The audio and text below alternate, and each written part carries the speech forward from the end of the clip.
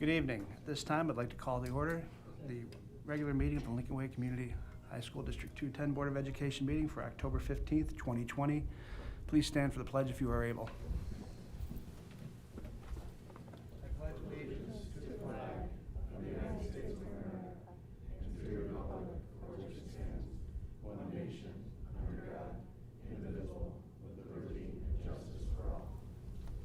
Thank you. Roll call, please. Mr. Janik. Here. Ms. Janice Doyle. Here. Mr. Kirking. Here. Mr. Lacine. Here. Mr. Lucetti. Here. Mrs. Stokes. Here. Mr. Kostick. Here. Moving on to public comment. We have two speakers signed up for tonight. First, we have Marissa Barnes.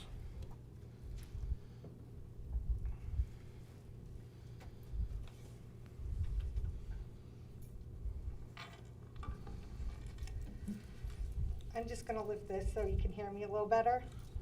Hello, my name is Marissa Barnes, and I'm the mother of a senior at Lincoln Way East. It has been a while since I've been at one of your meetings, but during these unprecedented times, I feel the need to come address Dr. Tingley and the Board of Education with some important concerns now that another year of the Lincoln Way Marching Band has come to an end. Parents are thankful that our kids were able to have the option to have a season. But the way things ended last week put a spotlight on an issue that's been a concern since the district-wide band was first conceived. I am concerned more now than ever that there is not a dedicated parent-sponsored booster board to oversee the management and finances of this very expensive activity. There is no elected board or any opportunity for direct parental input or oversight when it comes to how the marching band finances, fundraising, and or planning is done. How is that permitted with such a large annual budget? I'm very passionate about this too, so I'm just trying to pace myself. Had it not been for COVID, the Lincoln Way Marching Band would be gearing up to perform in the Macy's Day Parade in New York City next month. During the 18 months leading up to the trip, there was not one single fundraiser designed for the band to raise money to offset this expense of traveling to New York City. Every family was left to figure it out on their own, and the trip was announced just months after the band's return from Pasadena. Marching band is expensive without a big trip, but I assure you, the addition of just one of these big trips puts a huge financial burden on some families. 2 in 2 years creates a great deal of stress for many without a pandemic. The directors will argue that families can raise money through their homeschool boosters, and that is true. However, I will point out that different schools offer different fundraisers, and the options are not always the same from school to school. It is very dependent on the music boosters and what they want to do as a group, as it should be. But the marching band is a district-wide group and is not overseen by any of the school booster groups. Marching band does not fall under the jurisdictions of the music boosters at any school. So who makes the decision for the band? Who manages the finances? Who decides when the band will apply to go on a big trip? Who decides what the trip will look like, how much it will cost? Who oversees the travel agency selection, the RFP process? Was there even an RFP process for any of these trips? How many days will they travel?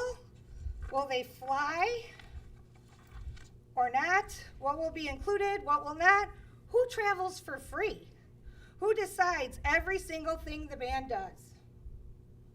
Right now, it's the 4 band directors. It has been this way for 5 long years. If parents are brought together for a band parent meeting, we are spoken to and excused. There is no opportunity for questions and answers in a group forum. We are asked to speak or email directors with questions afterwards. There is no collaboration on what we might do to raise money as a group. There is never a chance for parents to have input on how our funds are used, and there is zero transparency for allowing us to see how our funds are spent. My son is a senior this year. He was looking forward to the trip to New York City, and our family worked to raise funds for him to do so. We sold mums, did the car wash, cookie dough, candy bars through the East Music Boosters. We raised $1,500 to put towards that trip. The money we raised is kept in an IFA account, which stands for Individual Family Account. We do not earn interest on it, though this is another question that needs to be answered. And our funds may be used towards any required fees for music. This changed a few years back. Previously, the funds could be used towards Spiritwear, musical, madrigal, jazz showcase tickets, but a few years ago we were told it could only be used for required fees and group trips. At the same time, word came down from above that we could no longer gift our funds to other music families when our last student graduates. In other words, if a departing senior family with no younger siblings in the music program has a remaining balance of, say, $250 in their account, they can no longer pass it over to another family with kids in the music program who remain at East. From that moment forward, all unused balances from seniors would remain with the Lincoln Way East Music Boosters. Fast forward to 2020, when all student trips have been canceled. The West trip and the Central trip to New Orleans over spring break didn't happen. Macy's trip, not happening. Any of the 2020 seniors on that NOLA trip, plus any 2021 seniors on the Macy trip who paid using IFA funds they raised by themselves, are now having to forfeit all of it. Imagine some of these 2021 seniors.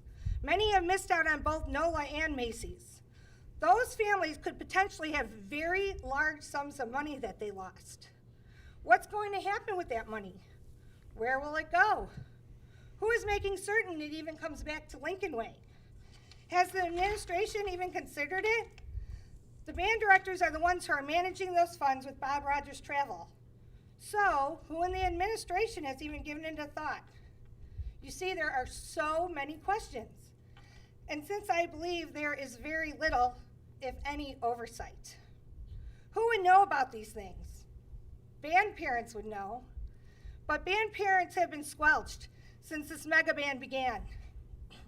Case in point, despite the fact that marching band had a season this year, the parents were being completely shut out from seeing them perform even one time at practice. Because of COVID, parents were told not to enter the stadium to watch any practices or to even slip in at the end because of the pandemic.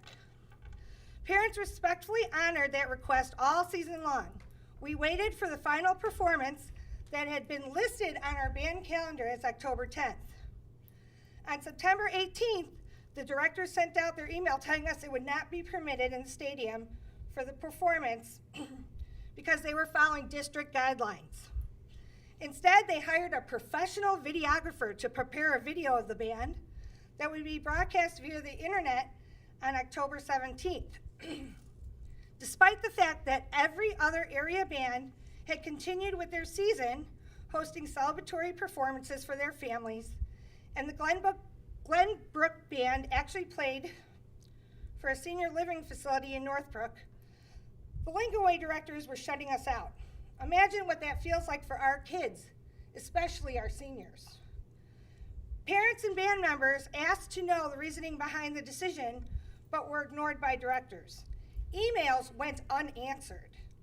An 11th hour plea on the Lincoln Way Marching Book Facebook forum resulted in a change to this policy just 24 hours before the final gathering of the band.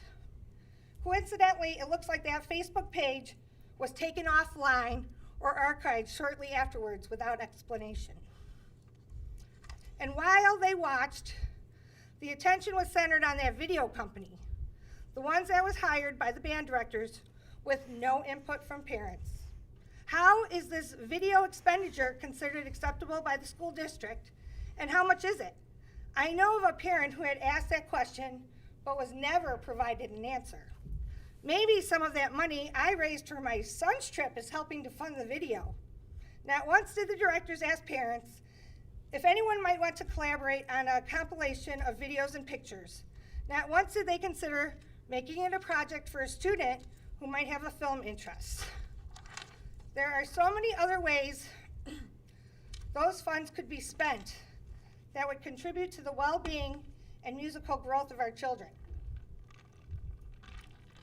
What happened to the $60,000 or $70,000 the Night Ranger fundraiser was planned to make, without parental or school board input until after the fact?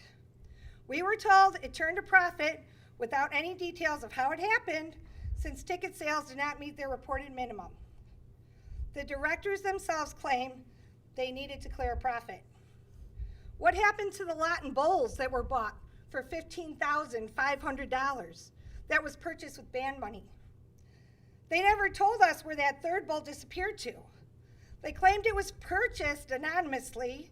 How is that legal to make a purchase of an expensive piece of art like that using school activity funds and turn around and sell it to an anonymous buyer? If that's not illegal, it sure seems unethical. Parents deserve to know where it went. Last year, I was part of a group of parents who planned lunches for the kids during band camp. Well, you know what? I'll tag in my next person. Come on, Mike. Come on up. He's the next talker. Go ahead. I'm almost done. This is kind of important, Dr. Taylor. Come on. You're next, Mike. They're cutting me. I got my backup guy. Don't worry. We're finishing this. Oh, you should have let her finish. Yeah, you still let me finish. My name is Mike Barnes. So just to bring some of this to conclusion. So right, my wife was part of a group of parents who planned lunches for the kids during band camp because they worked hard to secure donations and to secure good deals on meals from different restaurants in the community. They managed the expenses and as a result had a sizable sum of money left over. The parents requested to use the leftover money toward a breakfast or snack for the kids before they left for a competition following an early morning rehearsal. However, the parents were told the money had already been spent. Again, parents aren't permitted to have any ideas despite the fact that it was money that they had saved. So, besides the fact that the band needs boosters, which I really, really hope this board considers at the next board meeting,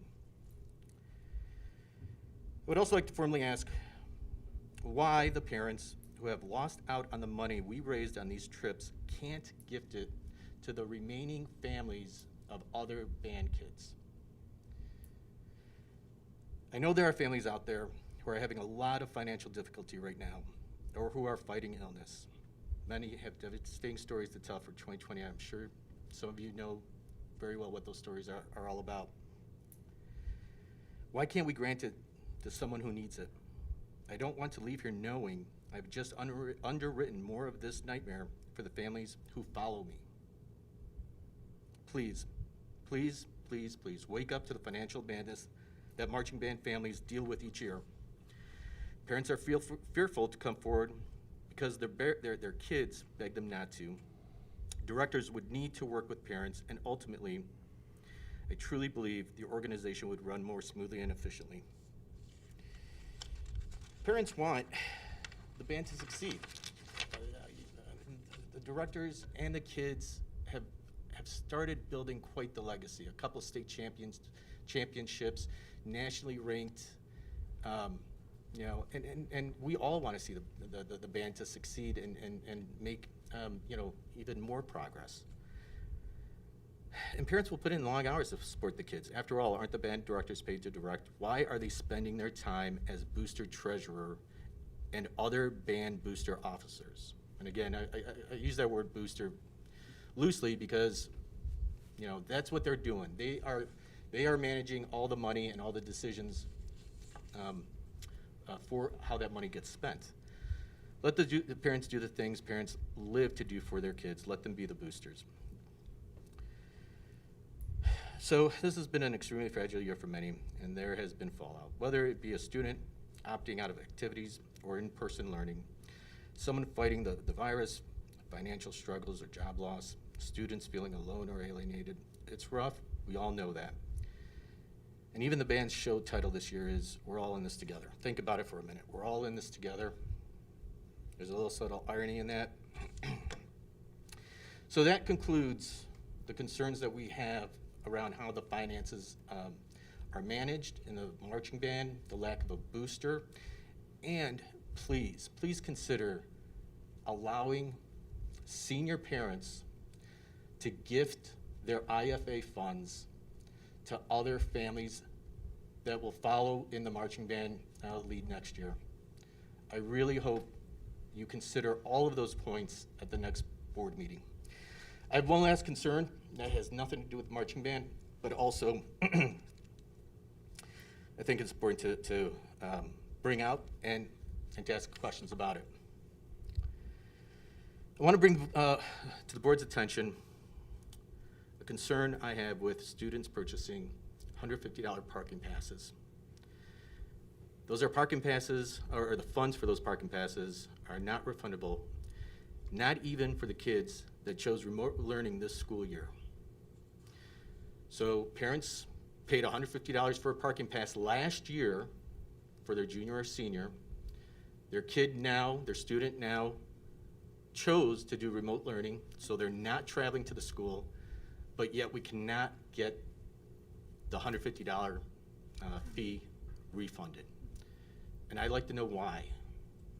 I don't know if anybody on the board today can answer that question, but why can't they refund? Why can't the district refund the money for a service that isn't being used? And it's a service that, the fee was made up by the district.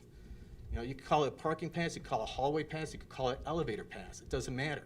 It was something that the district decided to charge parents and students for extra revenue.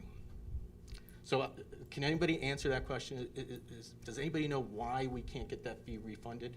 What we'll do, Mr. Barnes, is take all the questions that you and your wife had this evening. The administration will work this week to answer all the band questions and get back to you. If the board wishes to discuss student fees, we can do so at the next meeting as well. So we'll need time to digest everything that has been presented this evening. In addition, I'll provide the board some information regarding the parking passes, and if they want to change the fees, we can do so. Sounds fair, thank you. Yep, that's you. all I asked for. Thank you. Thank you very much.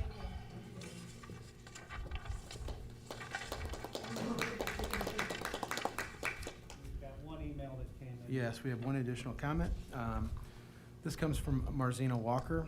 I understand the need for confidentiality, so not asking for too many details, but it would be helpful if the district can provide some stats to all parents on an ongoing basis regarding COVID. For example, how many COVID positives and how many quarantined individuals there are in any given school, any given month at each school.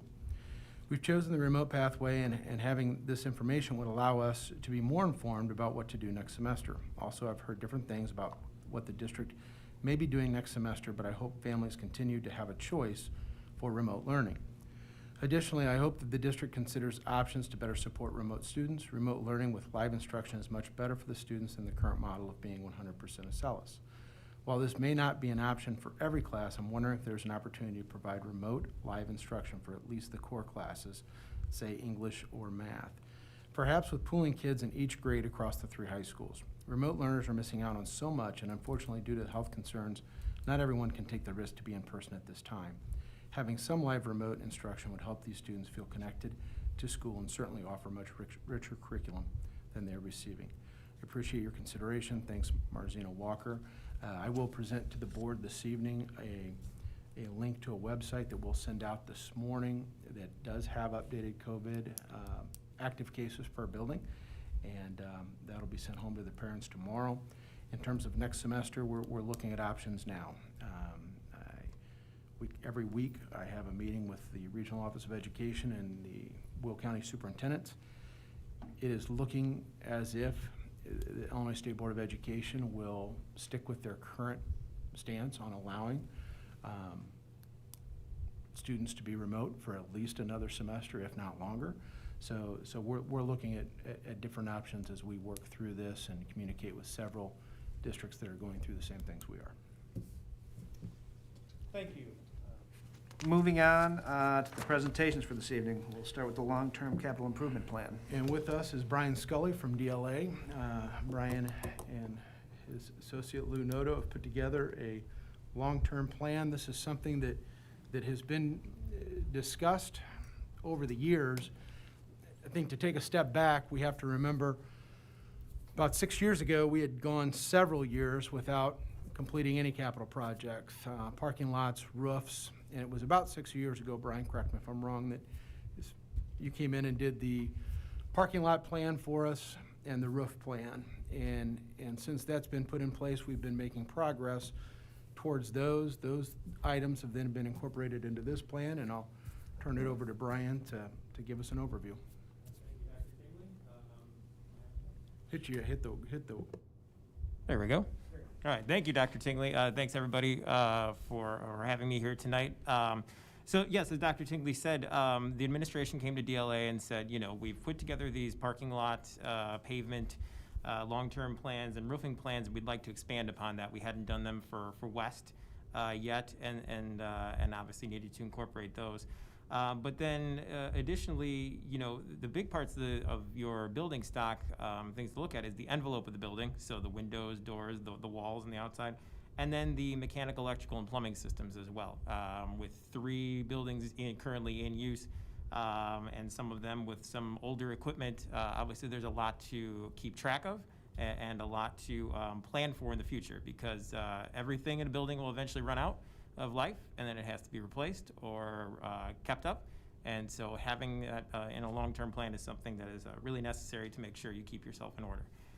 So what you're looking at here and what you have in your documents is a copy of the facilities plan. It's a very long document, so I'm going to go through it pretty quickly here and just kind of give you an overview of what we've presented to the administration. So it starts with the table of contents. We have a summary of kind of how we came about our methodology for doing the survey. Then it goes into overall summary of costs by school and then by type of work, and then individual assessments. So an envelope assessment of each building, Central, East, and West. A paving assessment report, which was rolling in the 2 that we already had done for Central and East, updating them for the work that has taken place over the last few years, and then a brand new paving assessment report for West. And then the same thing for the roofs, as I just described. And then finally, mechanical, electrical, and plumbing assessment report for all 3 buildings. And then at the end in the appendix, because you still have to keep your eye on some of these things, is 10-year life safety surveys that have been performed on the 3 buildings over the last few years. And just kind of some backup information on window assessment that was part of the envelope assessment for the buildings. So how do we go about this? What we do is we basically walk every building, top to bottom, walk the roofs, the sites, all of the interiors and exteriors. With architects, engineers, we brought in window contractors who some were familiar, who had actually installed some of the windows here over the course of many years. And then also talk to the buildings and ground staff, to the administration, to understand kind of what keeps you up at night, and what you think you need to be planning for in the future, and then hopefully we can supplement that with further information. So I won't go into all of this. It's fun reading for anyone who can't fall asleep at night. As you go through this, and it's the thing to remember, it's a living document. So we have this section about priorities, and we don't prioritize DLA, the work. We give life expectancies on equipment. We give life expectancies on pavement.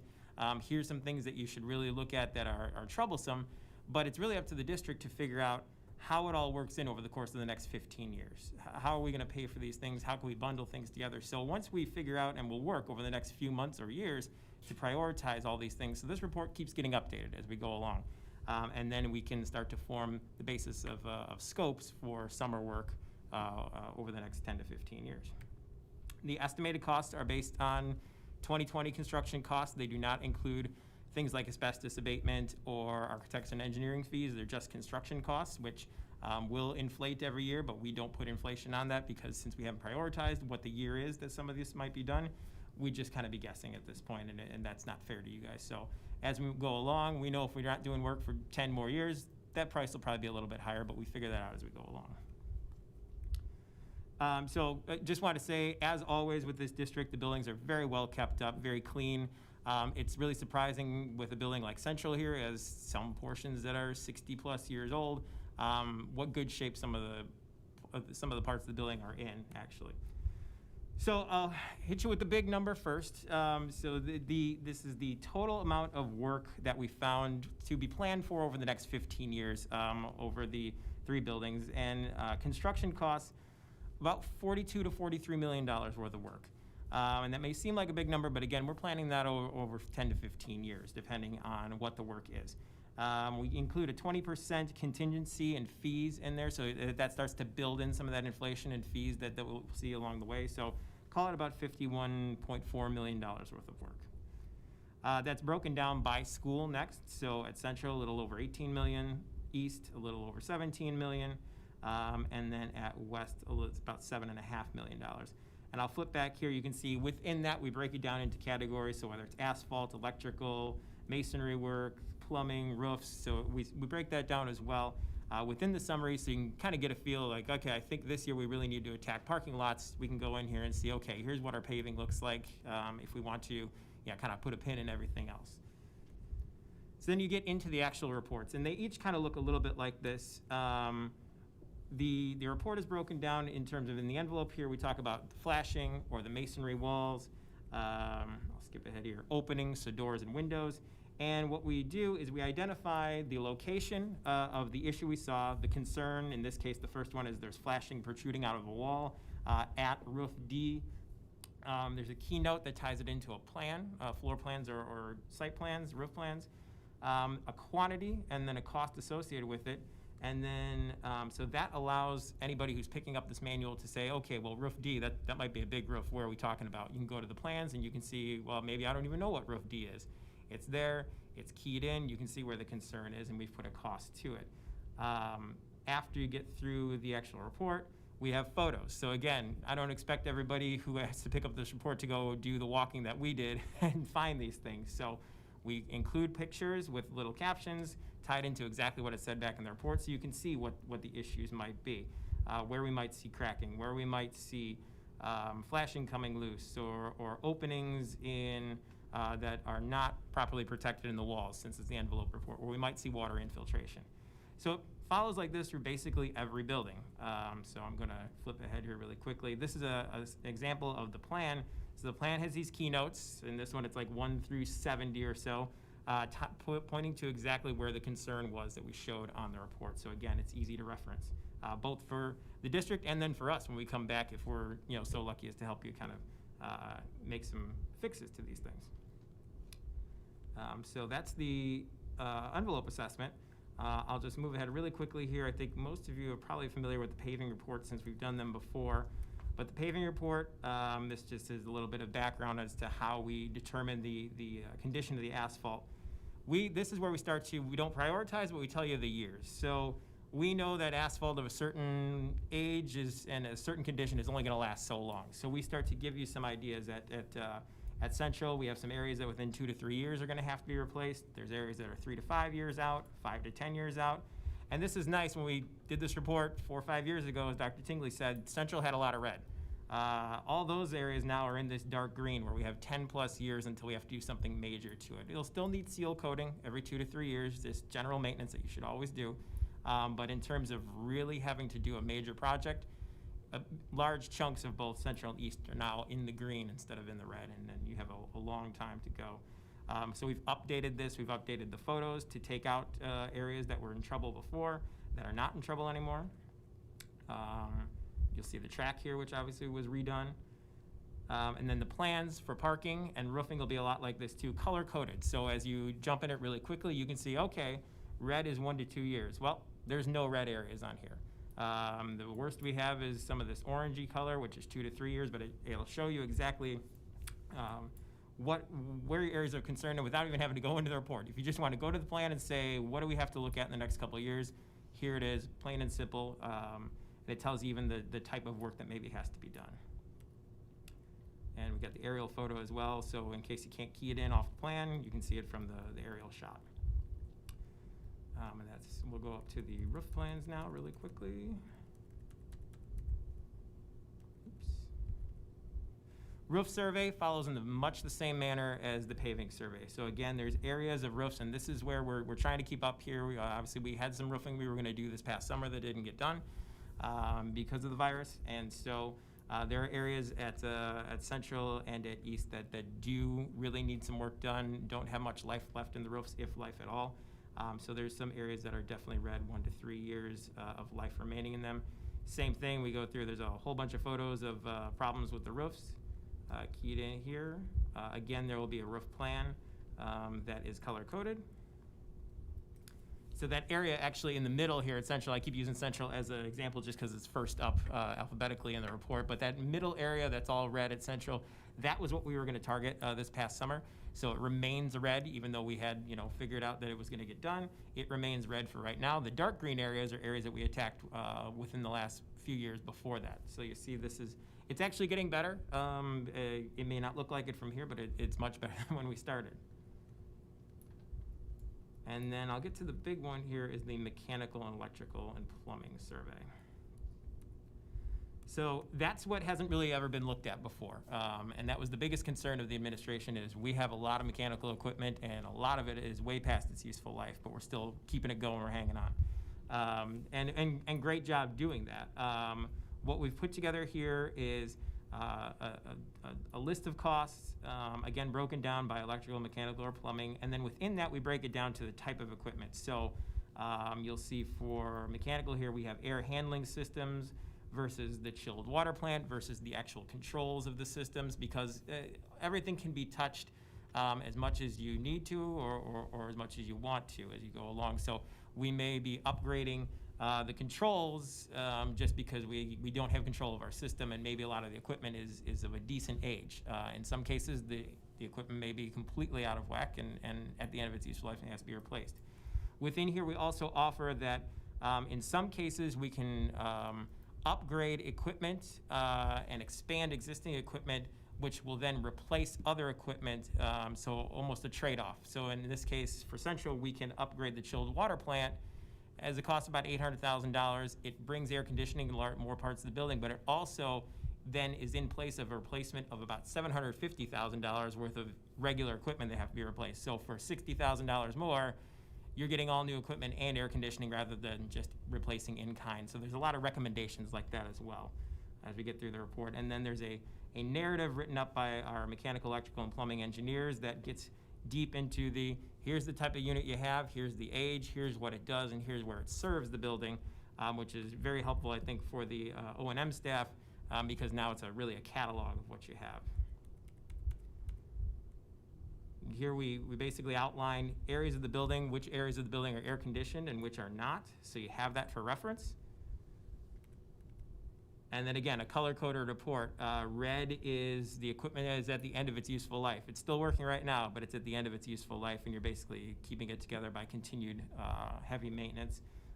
The lighter the color gets, or the cooler it gets from red to green. Green is, hey, we got 25 years of life left in the equipment in this place, and it's in really good shape. So again, it just gives you a really easy roadmap for how to prioritize the work that might have to be done. And so that's basically the report. And like I said, over the next few months, we'll be working with the administration to figure out what those next 15 years look like, how we package these into projects that give you the most bang for your buck, and how we keep it spread amongst all the schools so we hit the highest priorities and make sure nobody's being left out.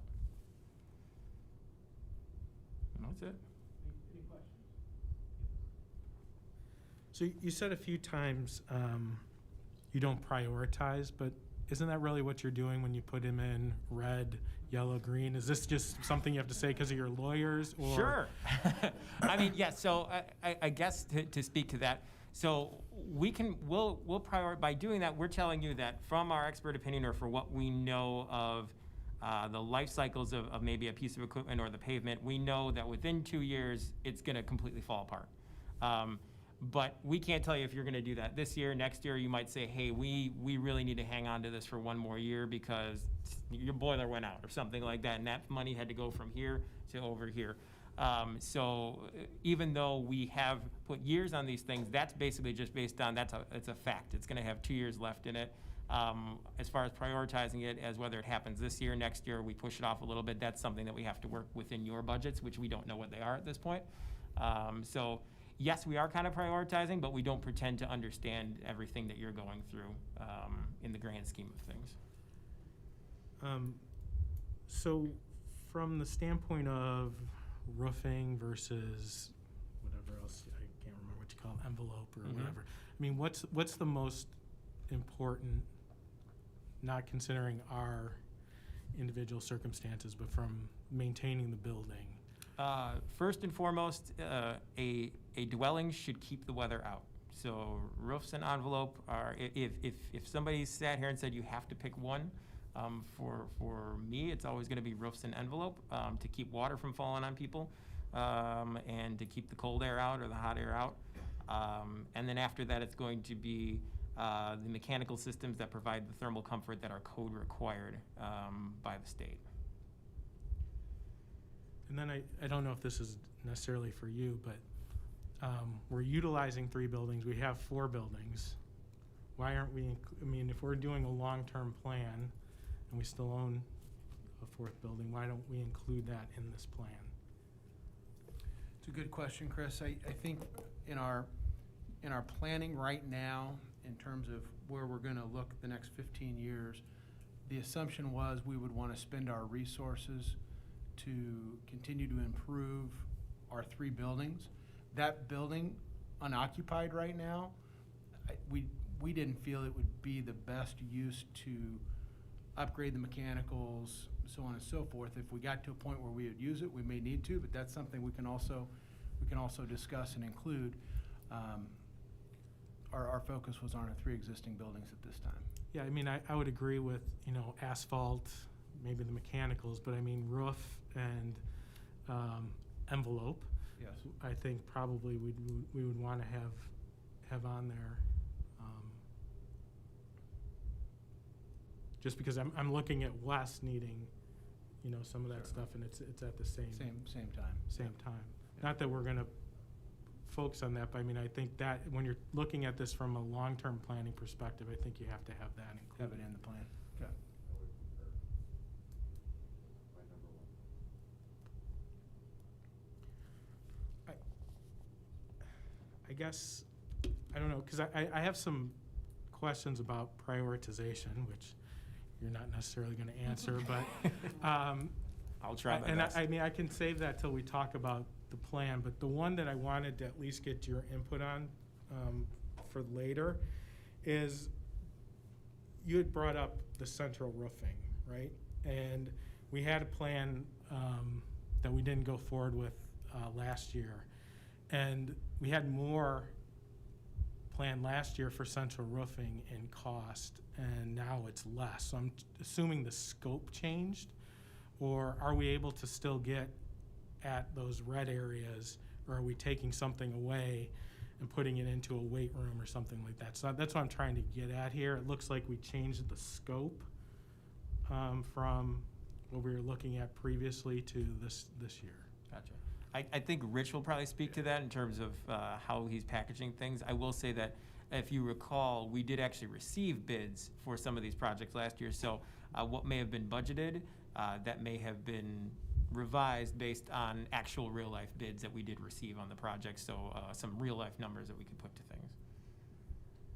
I can say that the original plan included complete replacement on some of those roofs. That's true. And we decided to bring a roofing contractor out to take some core samples and found that we were able to save the insulation.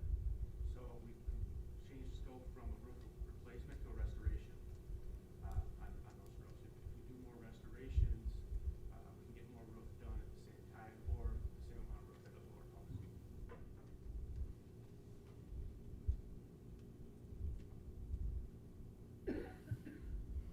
Any other questions for Brian? And obviously, this will be a working document. Tonight, we'll discuss what the recommendations would be for this summer. And then between now and the spring, would be coming back with what we would anticipate for the following year, working through some of these documents. Sorry, can I ask one more question? The fire doors at East, just because we're going to talk about that, or I might bring that up later. What is that exactly? Do you know? These are doors that are in the interior of the building? It's just, it was on our list previously as fire doors at Oh, East. gotcha. So that is not included in this facility assessment. This facility assessment was looking at paving, roofs, building envelope, and mechanical, electrical, plumbing systems. So we did not get into an interior building assessment, facility assessment, I should say. I know the doors that you're referring to, but they will not be found in this report because we did not do that scope. Scott, I'd ask too that as you spend the next couple months looking over this, this is very inclusive. I mean, down to caulking of windows and other things. And I'm assuming that you'll bifurcate this project into stuff that can be done through normal maintenance and with the expertise that exists here, and then stuff that will be truly capital projects. I mean, you take a number like 50 million, you spread it out over 15 years, it's digestible. But if you get a number of 50 million down to, I'm making up a number, 40 million, it takes less bites to digest that number. Yeah, and that's a really good point. As Rich and I just received it last week and went through it, you know, we started making notes on things our guys will be able to have completed by the time we bring this back next spring, just through general maintenance. Correct. And I want to echo what Chris said. I think it is important that, I know that North isn't the focus, but would you call it the envelope? I'm learning envelope. But the, you know, in my business, it's all about the roof. So we have to at least keep that in its core, and that we don't ignore it. At some point, we just don't know what the future of that building holds, and you'd hate to have something not happen that could have been prevented with a little bit of maintenance, preventative maintenance. So, to kind of follow up with that, I know North's not included. You didn't look at North at all? We did not, no. Okay. So will that then be done, I'm assuming? Well, envelope. So, before we get people concerned about North, how many, it's 10 now, right? How old is it, 11? Do you know what the warranty was on it? It had to be 25 years. All the roofs had at least a 20-year warranty. I'd have to check if it was up to 25, but for sure, a 20-year warranty on every Right. roof that was installed. So, maybe it's just a matter of getting a roofing contractor, make sure drains are cleaned and stuff like that. Envelope, obviously, could be different, but, I mean, as far as that building will be gone before we're out of warranty. From your mouth to God's ears, Rich, I hope you're right.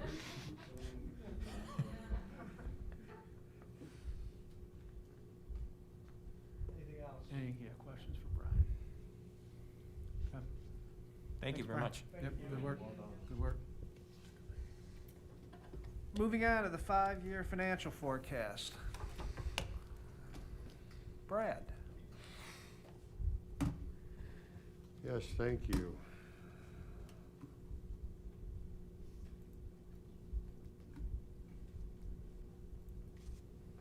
Okay, tonight we're here to provide a update on our 5-year financial forecast and where we're at with all the assumptions and those different things.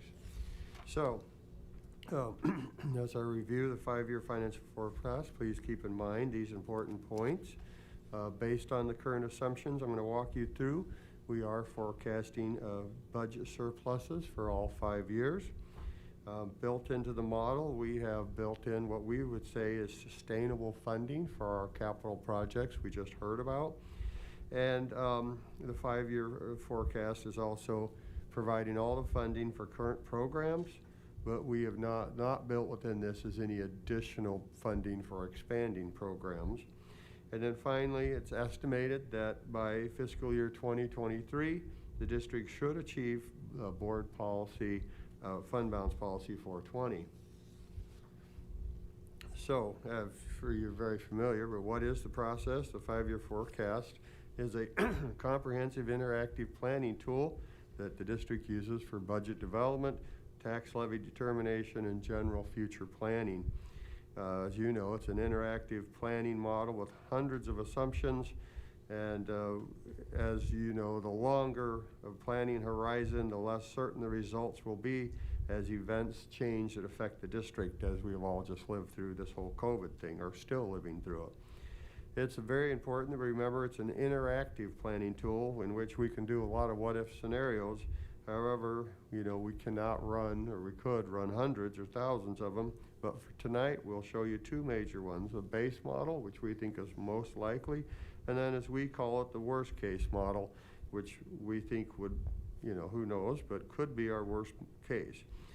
Finally, it's also not a static document, meaning that as soon as we finish it, it's almost outdated because we need to adjust it as things change. And if we don't continue to adjust it, it becomes a worthless planning tool. So what it's based off of, these data elements we have listed here on the slide. The most important being, we start out kind of the backbone. We use historical data to help us, but the backbone of it really is the current FY21 budget. Also, please notice, I go through the graphs and things like that. What we will focus on is the operating funds only, which is the education fund, operation and maintenance, transportation, IMRF, working cash, and tort. It excludes debt service and capital projects when you're looking at most of the graphs. So the FiveCast has two major calculators, which are used historical data plus assumptions to calculate out 73% of the district's revenue and 59% of the district's expenditures. Other assumptions within the model for revenue and expenditures are adjusted by hand based on the assumptions we see on historical things like salary, FTE changes, and et cetera. So looking at our base model, I'd also just like to remind the board as I highlight some of the major assumptions in the base model. Included in your board packets tonight is a report called Summary of Changes, which compares the base model to the FY21 budget and gives you more specific line-by-line details. You can look at that for more information. So here again, just wanting to highlight what we call sensitivity analysis. And that's important because we know in this ever-changing environment that this model will not exactly predict where we'll be, but we will closely. So we know that if, for example, we have in there an assumption for a 1% CPI, and it turns out to be 0, well, we know that's going to affect our model by $680,000, so we can know how that will affect us. So by keeping these key sensitivities things in here, it helps us know how much something would change in a model. And these are the three largest assumptions in the model for revenue. So let's talk about property taxes. So the district levies two types of property taxes. The first property tax we levy is our operating tax levy, which is controlled by PTEL, or the Property Tax Extension Limit Law, which limits the district's increase from year to year in our property taxes by the Consumer Price Index for the prior December.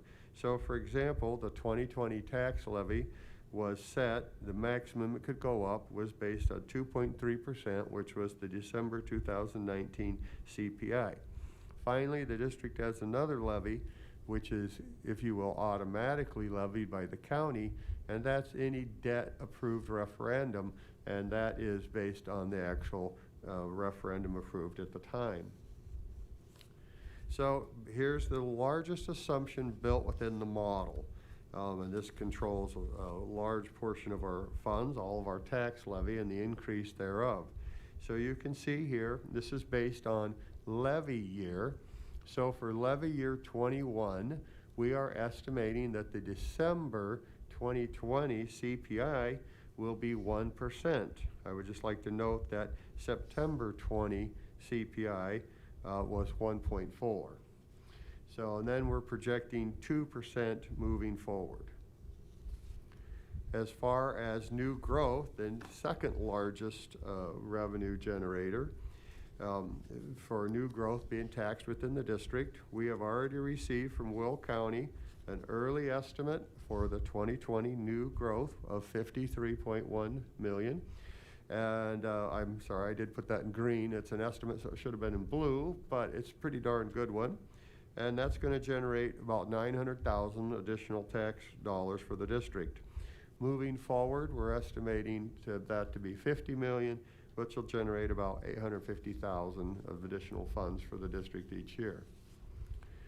Finally, in your packet, as I mentioned, there's other assumptions, but just kind of highlight some of these. So for corporate personal property replacement tax, we're using that off of the FY21 estimate, which is 545,000. That's 153,000 down, as we've seen a slowing in the economy. We've also removed from the FY21 budget the revenue.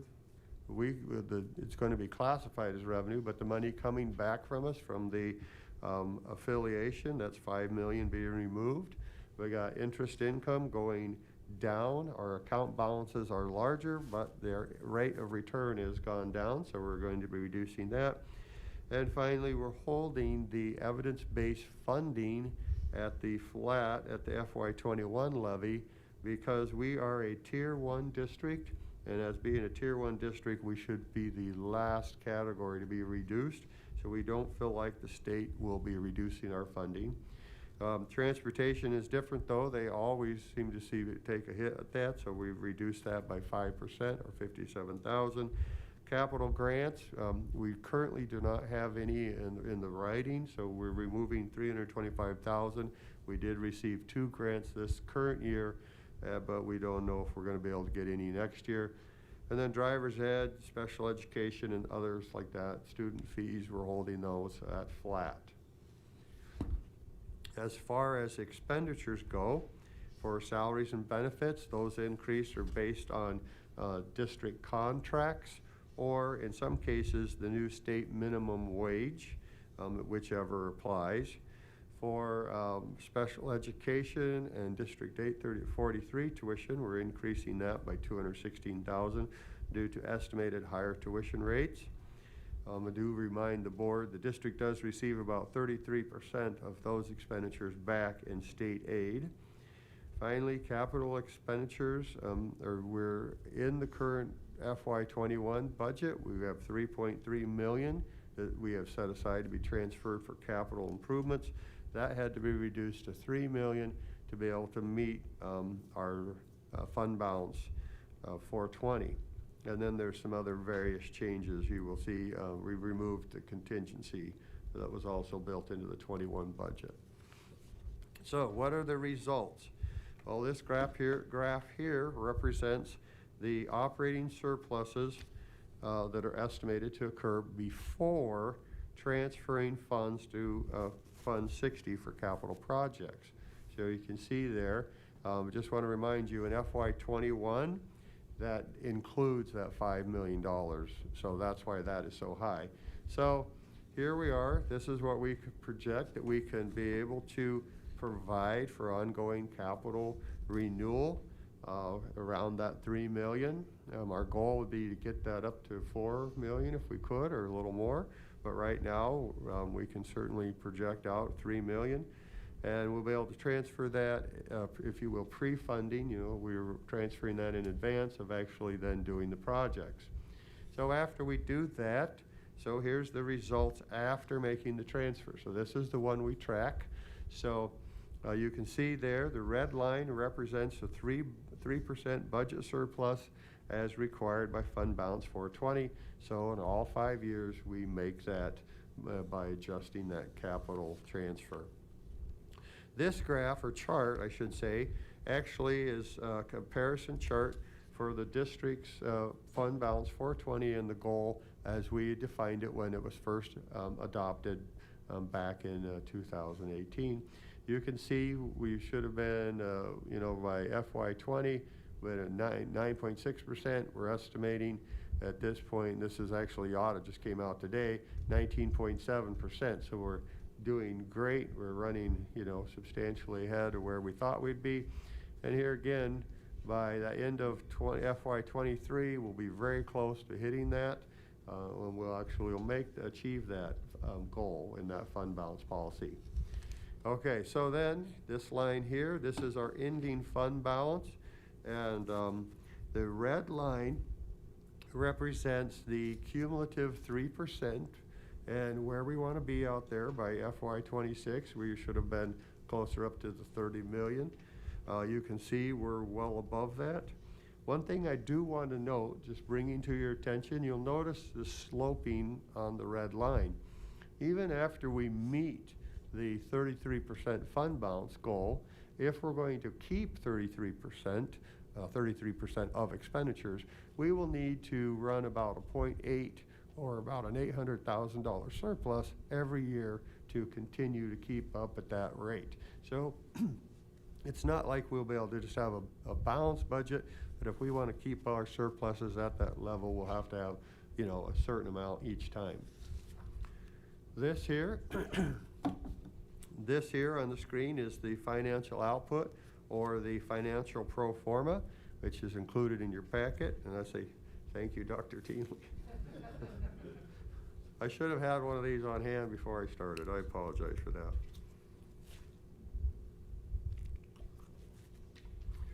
So, included in your packets is this actual same output for you to look at. I know it's kind of small here on the thing, but I just want to bring some important lines here to your attention.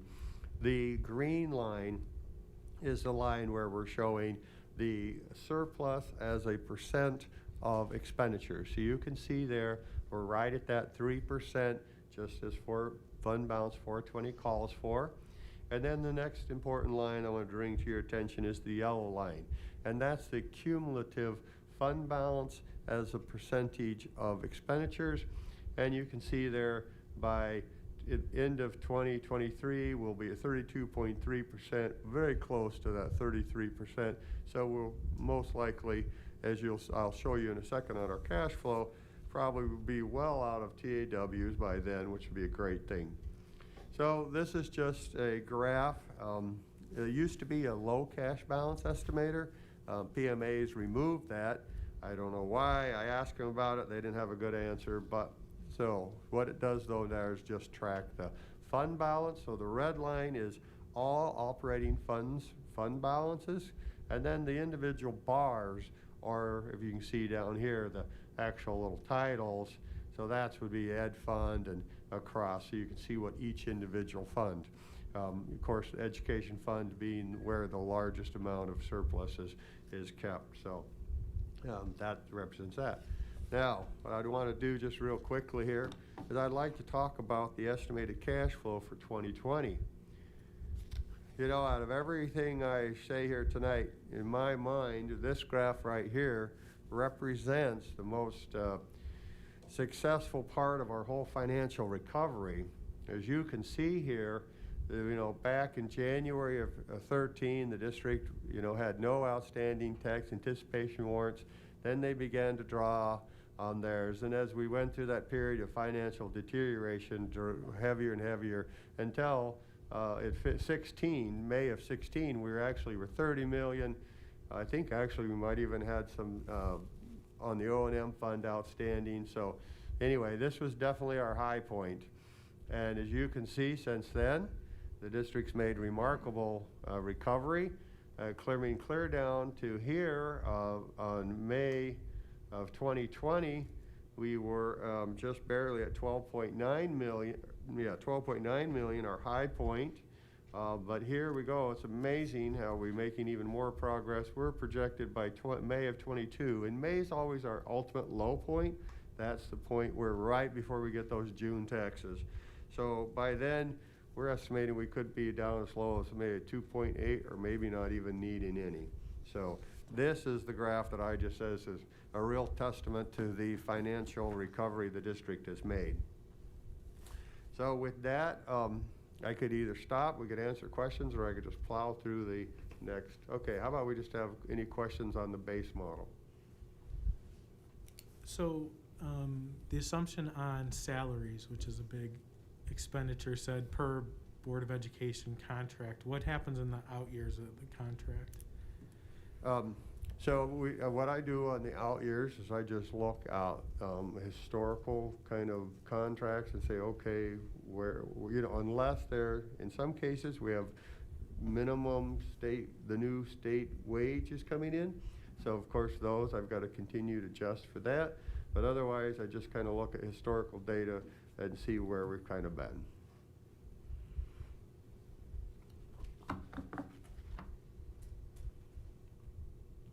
Any other questions on the base model? Okay, I'll go ahead and go over what I deem the worst case model, and then we can talk about all of it together. So as you know, in this changing environment, it's important that we keep an eye on, what happens if things don't go as we had planned. So when you're looking at the worst case model, we're not looking to make any reductions in expenditures except for reducing the amount we'd be transferring to capital. Now that's just the lever that I pulled to make this balance and meet fund balance 420.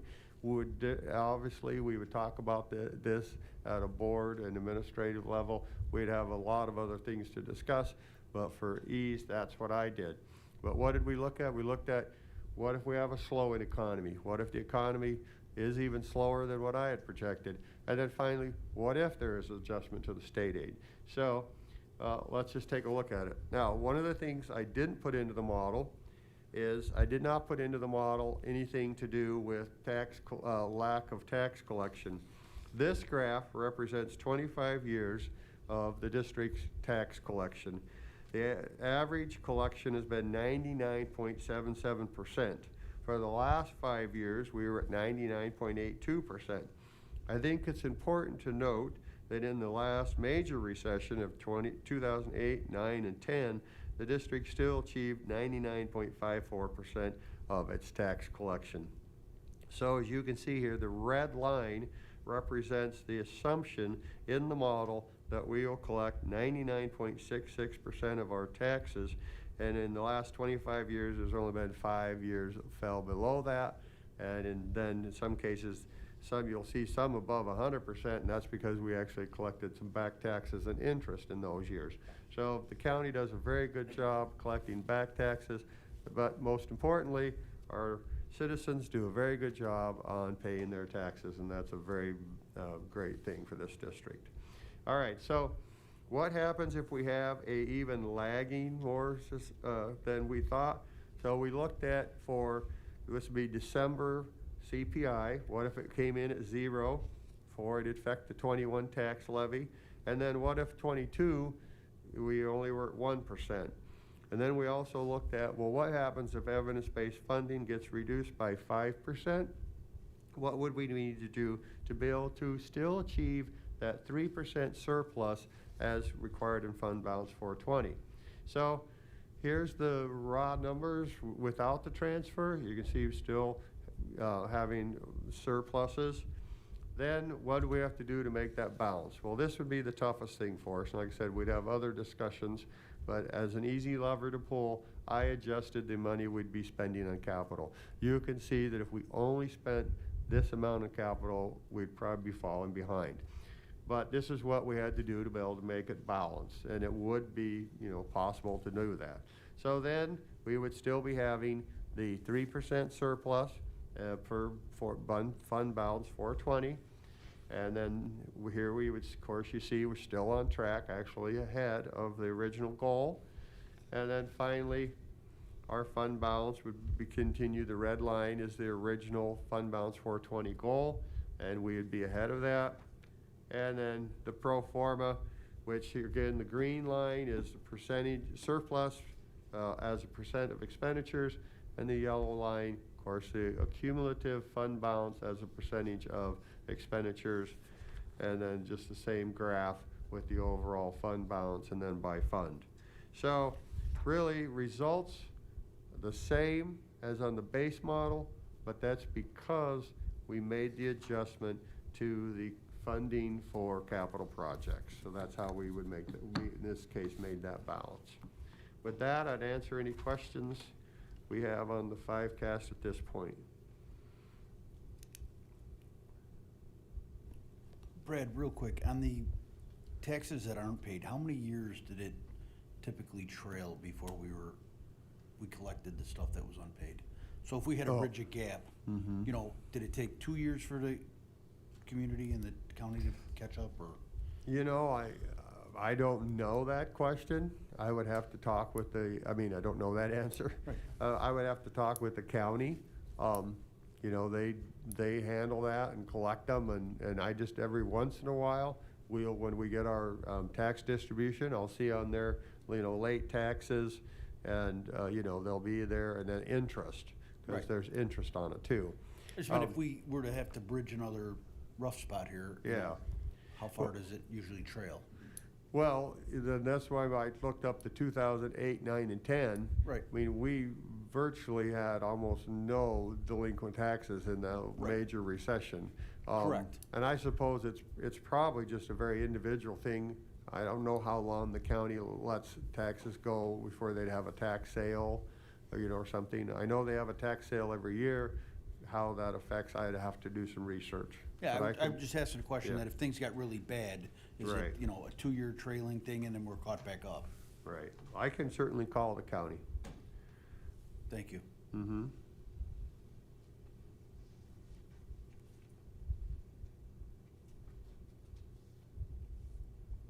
Okay. Brad, does this model tell us if, at 33%, are we off of TAWs, or what percent reserves do we need to get Yeah. where we aren't borrowing TAWs? Yeah, so this model does help us project that. We really actually do not need to get to 33%. We would most likely, I'm guessing, we'd be out of the TAWs around that 30-ish, you know, 29, 30. 33 would probably give us a little more of a cushion.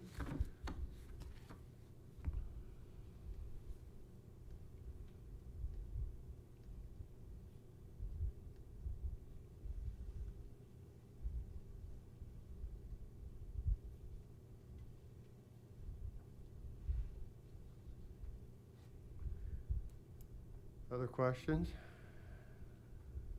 I think the administration has been working, well, our 5-year strategic planning meeting's coming up. We're gonna work through our strategic plan the next month, the administration is, and bring that back for November. Take a look, and then our strategic planning session in December. The administration will kind of want some guidance from the board as we continue to look through this. We may not wait until an April iteration of another 5-cast. Brad continues to be conservative, and I think rightly so. We'll be in a position where we are really close to, you know, as you said, Chris, to be out of borrowing altogether. With the short-term, we still have 13 years on the other, we really, if there was, you know, we received quite a bit of CARES money this year that had to be spent on devices. That was the only choice.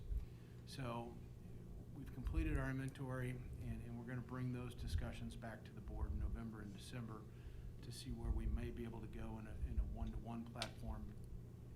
And it's the only reason we're at that point to have that discussion is the years of putting money into the infrastructure, which was part of the strategic plan to move towards this, but then receiving the number of devices that we have, put us in a position to at least have that discussion.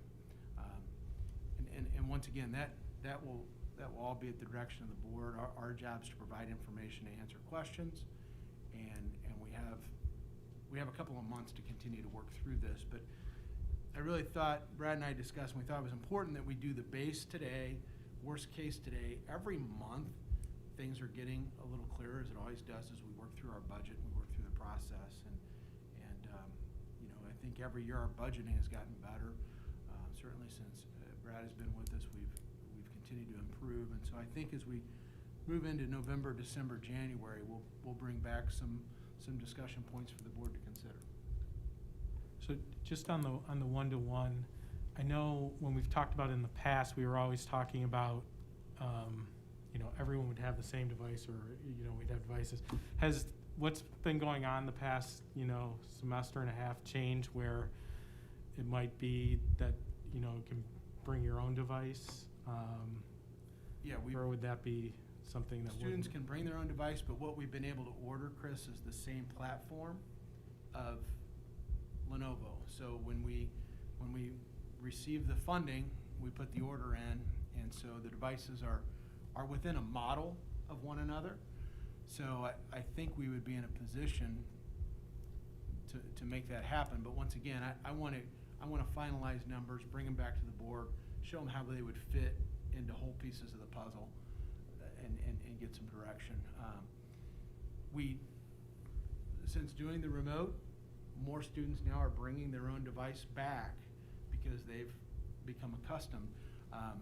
One of the I guess positives of this is it pushed a number of our teachers to move forward considerably in the delivery of curriculum through technology, because there was no choice. And so that's also put us at a different place than we were 2 years ago, certainly, in terms of all teachers delivering curriculum now through a device. That was certainly not taking place 2 years ago. Right, just the moment that this is an awesome tool.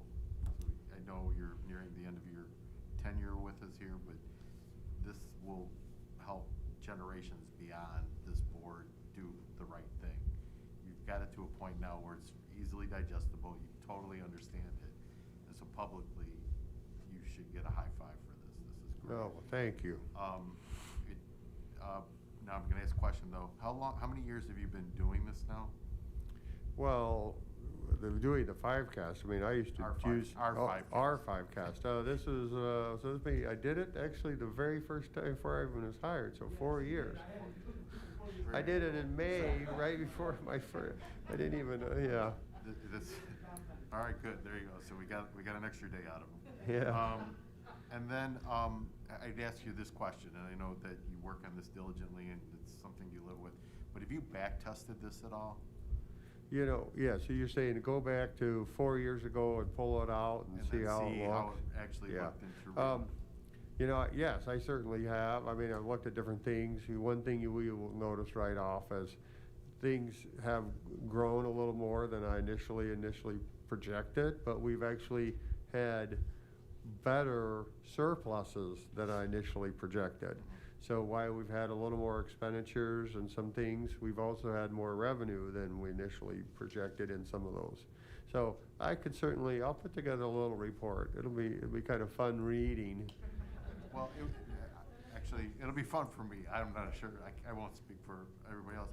But the other side of it, it will give more confidence as you look out into year 2, 3, or 4. Right. Knowing whatever that delta may be of change, plus or minus 2% on that number, especially based on the conversation we had preceding yours, that if we're gonna start to make commitments on maybe, bigger ticket items, that the idea that we go into it with a 98% confidence that Right. this is gonna transpire, or, yeah, you know what, maybe we're not as confident. And so it is such a complimentary conversation to have a long-term capital discussion and then knowing what that's gonna look like. So Yes. I just think as you prepare for your seat, try in the upright position, and you prepare for landing, maybe that back test would be something that you could do so that as we look at this going forward, we could say, yes, we could do that roof, yes, we could do that field, and yes, we could do that asphalt, because we know the money's there because we're within a range of plus or minus. Right. Okay, we'll have that for our next time.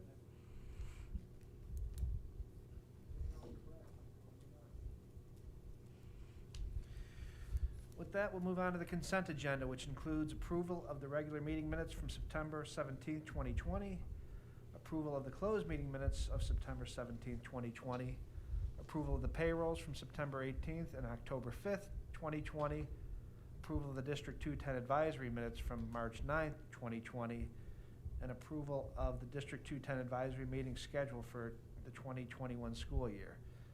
Would anyone like anything pulled from the consent agenda for a discussion? With that, I would entertain a motion to approve the consent agenda as presented. So moved. I have a motion from Mr. Janik. Looking for a second. I have a second from Mrs. Janice Doyle. If you would open the vote, please. The vote is open.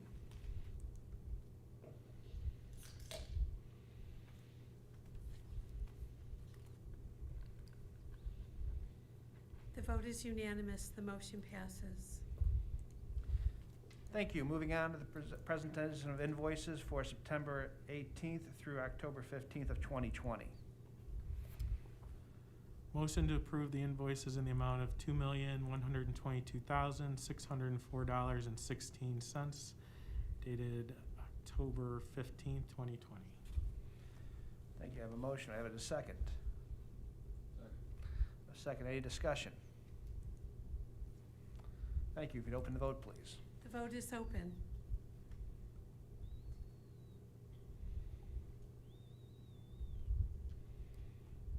The vote is unanimous. The motion passes. Thank you. Moving on to the treasurer's report for September of 2020. Yes, included in your information is the September Treasurer's Report. You'll note that the district recognized just over $39.7 million of revenue, while we only expended $7 million in expenses, bringing our actual cash balance to $54.1 million with the corresponding positive fund balance since we had no outstanding TAWs. The other thing I want to note is, and this is just an internal reporting thing, but so for the audit, the auditors are having us report the money that's coming back from the health insurance affiliation as other revenue.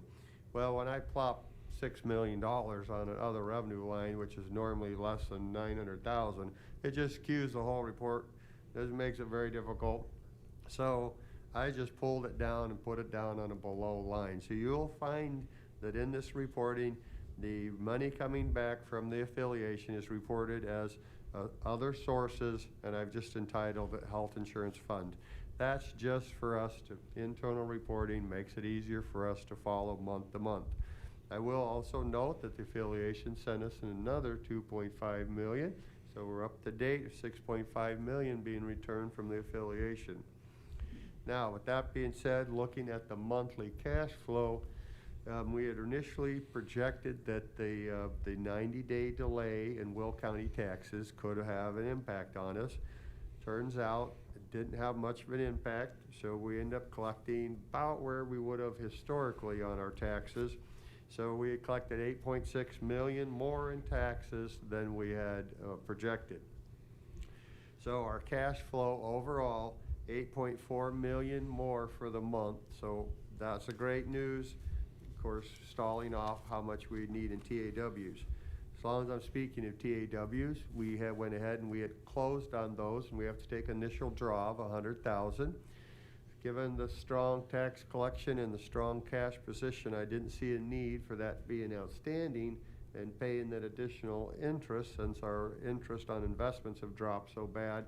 So we went ahead and we actually paid off that $100,000. We'll be fine without it, but saving that interest expense. As far as where we're at year to date, you can see on page 2, last year at this point we had $38 million in cash. This year, $54 million. That's a $16 million swing. Some of that, of course, is to do with the returning of the $6.5 million in health insurance fund, strong tax collections, and then expenditures are trending below prior years. Overall, speaking on revenue now, the revenue, we are trending about 1.5% behind the prior year. Mainly due, of course, interest income. I've said this before in my report. Interest income is just almost non-existent. We won't have enough of the year to recover. We'll be under budget on that collection. Admissions and student fees are trending a little low. We'll continue to work on collections as we move throughout the year. And then finally, food service. This is almost, it's not an exact wash because we have some salaries and other things, but we don't have the food purchase and et cetera. But food service revenue is really down until we really resume complete, full, face-to-face instruction. Finally, on expenditures, we are trending below there, 4.4% below the prior. That's due to lower salaries and benefit, supplies. Really just, we're not having overtime and the extra hours on the drivers at this point. Overall, we're off to a good start and things are looking good. So any questions on the treasurer's report?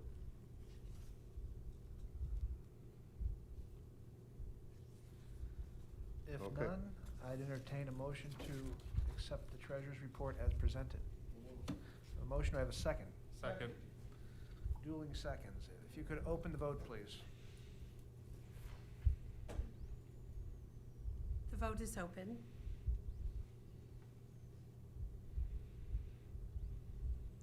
The vote is unanimous. The motion passes. Thank you, Linda. Moving on, student activities report for September of 2020. Your backup materials, September, month ended September, total activity fund balance is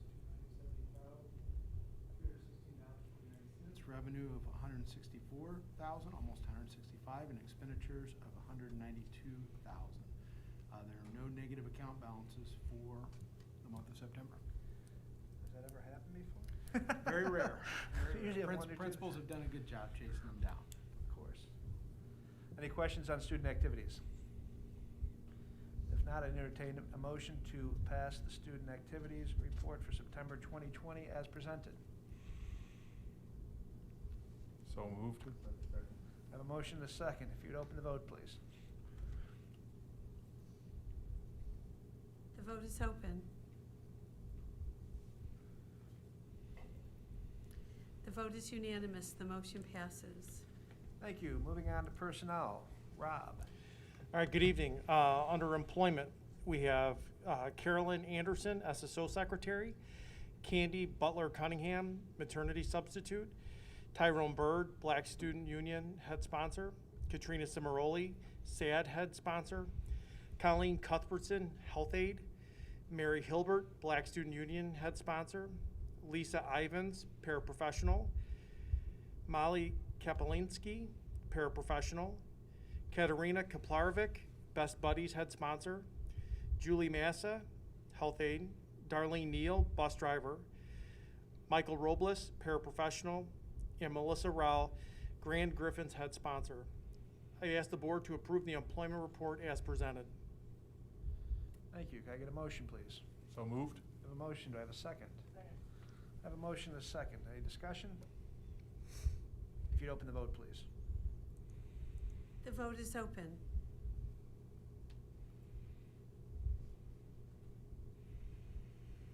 The vote is unanimous. The motion passes. Thank you. Resignations and leaves. Okay, under leaves, we have Marcia Cooper, bus driver, Maria Gayton, family consumer science teacher, Felisa Griffin, bus driver, Stacy Griffin, English teacher, Keith Izinga, science teacher, Lauren Hurley, PE teacher, pool supervisor, Melissa Sweeney, math teacher, and Megan Zolk, English teacher. Then under resignations, we have Dave Alvarado, bus driver, Teresa Flynn, paraprofessional, Angelia Jones, bus driver, Deborah Kamarchuk, bus driver, Deborah Plekovic, bus driver, Kimberly Rose, bus driver, and Jennifer Winker, bus driver. I ask the board to approve the leaves and resignations as presented. Thank you. To entertain a motion. So moved. A motion. Looking for a second. Second. I have a motion and a second. If you could open the vote, please. I have a couple questions. Oh, sorry. We have quite a few bus drivers that are resigning. Is there a particular reason why? Primary reason is the age of our bus driving staff. The majority of our drivers are, is it fair to say, over the age of 60, Rob? They're that 55 to 65 range. Also in this group, we have a number of parents that, because of schooling and variety of different family reasons, have decided to step down. I have a question too. I was looking at the leave report, and it seemed as though most of the individuals on the leave report were under the Family First Coronavirus Act. Is there some type of trend or something we should be concerned about? No, all their reasons are kind of all over the place for a variety of different reasons. Some of them were still because of some coverage because of maybe a feeder grade school, the schools that their children attend to weren't in session. Some of them were, like I said, a variety of different reasons. No trend, just different reasons. And some are back, correct? Oh, yeah. And some of those leaves were just for a week, but as part of following our procedures, we want to document these leaves. Thank you. Recently, I think Sean Walsh made a plea, a public plea for subs. How are we sub-wise? Go ahead, Rob. Subs, Rob's put the work in on subs it. were hanging in there. It seems like every day we get a new request. One of the things with a maybe slower economy is that a lot of our recent college graduates are struggling to find employment. So a lot of them are looking towards coming into subbing to kind of fill that gap a little bit. So we've been lucky there. So we've had a lot of new subs in the building. So far, so good. But as it's going to become more of a challenge as more of the feeder districts in other schools in our area get back. Because Lincoln Way subs aren't just Lincoln Way subs. They sub for District 122 or Lockport Township. So those are going to be the challenges as we work through. We're actively out there seeking, looking for people to help us out. But so far, so good. But we're also in the process of keeping 5, basically, on the bench ready to go every morning, because we. Full-time subs, basically. Not full-time employment. Right. But telling them, you're assigned all week, show up at Lincoln Way Central, show up at Lincoln Way East, show up at Lincoln Way West, because we know we're gonna have at least 5. Five at per each building? No, we've, how many are we planning on doing Right, that with, right Rob? now, we basically have told 5 of our regular subs that do good Come work every for us day. that, hey, we'll book you for the whole week. Yeah. Just be ready, then we'll send you as we need you. Jen Wozniak is our sub coordinator. She does an excellent job. We are still one of the few districts that has a human being assigned subs, which I think in a situation that we're in right now is beneficial, because one of the things that Jen does really well is it's like a giant puzzle where you would think that if Mr. Smith is out sick, we just get a sub for Mr. Smith. Well, if a sub's here for a day, maybe cover Mr. Smith's 5 periods, but then also pick up another teacher's period. So you do that enough, you can really be very efficient with your subs to get them to maximize their utility as we work through. And that's one thing Jen is very good at, is fitting those puzzle pieces in. Rob? We are using a lot of Internal our subs? Yeah, we are using a lot of our teachers to sub throughout the day, which is great, especially, with getting those content area people in as best we can. So our teachers have been fantastic with stepping up. It's not easy when you teach 5 periods, then you have to step in for a whole other period and give up that time. But our teachers have been really great about doing that. Is there a limitation on how many days you can sub? Depends. Okay. Okay, it depends. If you are a retiree under TRS, you have some limits. 120 days, I think, is the new limit. So we've got to be careful with that. A lot of times we'll utilize those retired teachers for longer term positions. Right now, I don't believe I have any in right now. We're not getting as much interest from our retired folks, but there are limits, but rarely do we run up against them as of right now. Yeah, going back to the bus drivers, have we reached out to any of the folks that have maybe left in the past year or two to see if they'd be interested in coming back to kind of fill in the gap of some of these people that are resigning? We have, and Mr. Luna, we do have some coming back to help us. Some aren't interested. Sure. But some are, and they've been great with helping us out. So our transportation department, Mr. Leone, and our dispatchers down there, once again, kind of like the sub situation, completing those puzzles to make sure that we do our best to cover everything with kind of maxed out resources. So, but we're still out there recruiting. So with bus drivers, if anybody knows anyone.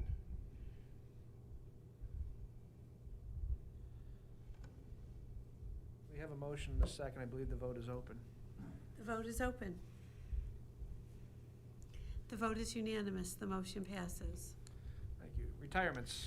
Okay, under retirements, Susan Dotz, bus driver, Sharon McCarthy, bus driver, and Cheryl Ramsdorf, bus driver. I have a question about the bus drivers. All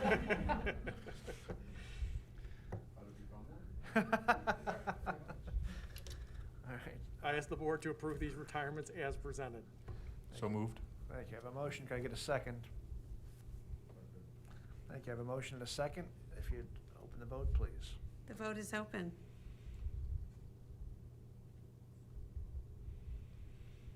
The vote is unanimous. The motion passes.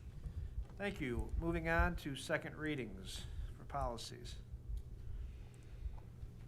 Policies are included in your backup materials. There were not significant changes, just legal policy references and some footnotes this time around.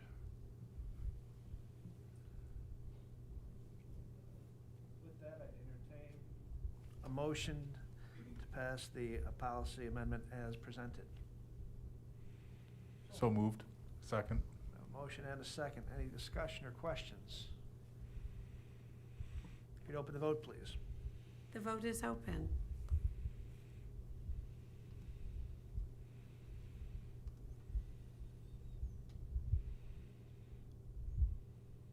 The vote is unanimous. The motion passes.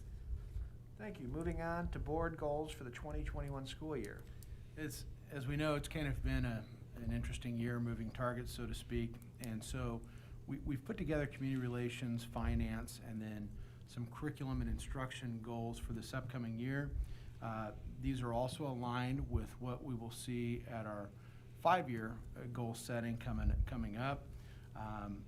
Financially, the financial goals have not changed significantly, as those have continued to be annual targets that we've hit. Community relations also is pretty consistent. In the world of curriculum and instruction, there have been some changes. So, I would answer any questions the board may have, but you can see on there, we'll begin reporting out the curriculum goals this next month in November. Our goal 2, equitable, caring, and student-centered environment, you'll see that we're going to be working to develop some cultural competencies within the schools for equitable and inclusion climates. We will move forward with a program for leadership, teacher leadership, that we will work through in this during the second semester. A lot of what we had planned for the first semester, we've had to adjust, and we just kept pushing back. And so Dr. Fury and Dr. Murphy have some things planned, and we've been working through this. But if you don't have any questions, we'll be reporting out really monthly, starting next month, on these goals as we work through. And then, as I said, these kind of align with what we will discuss in December as we're finishing our 4th year of our 5-year strategic plan. So it just seems like yesterday we were up in I can't believe that's been 4 years. Yeah, it seems like it's yesterday we were in room 236 developing those plans. So time flies when you're having fun. Any further questions or discussion on the board goals for this year? With that, I'd entertain a motion to adopt the board goals for the 2020-21 school year as presented. So moved. I have a motion. Do I have a second? Second. If you'd open the vote, please. The vote is open.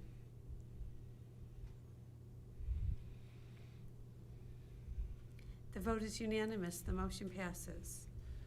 Thank you. Moving on to the fiscal year 2022, capital improvement projects.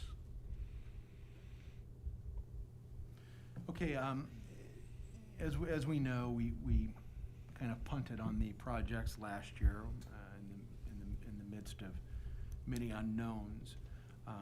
We're bringing back a plan that we would like to go to bid. It's very similar to what we had brought forward the previous year to go to bid. The items on there are ones that the administration feels that we should move forward with. We have completed the engineering, we've completed the design.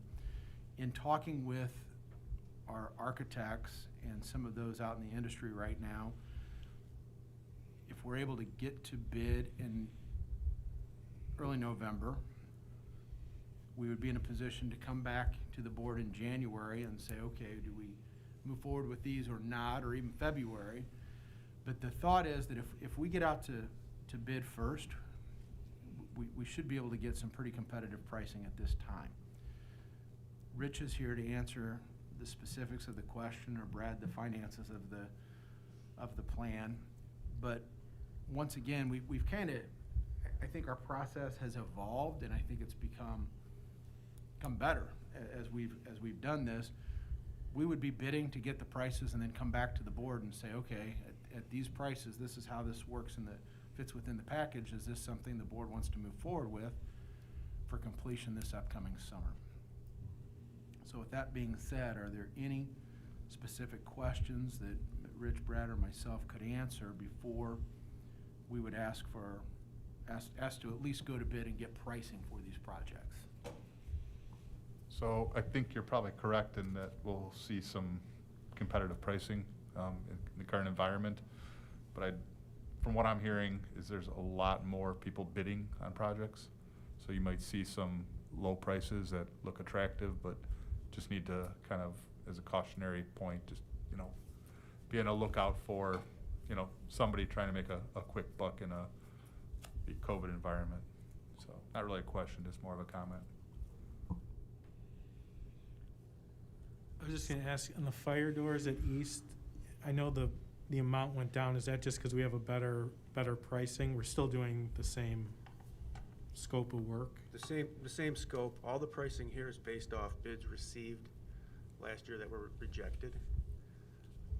What, the one that seems to have gone up significantly is the weight room at East. Is that a change in scope? No, that is not a change in scope. I underestimated the cost of that project.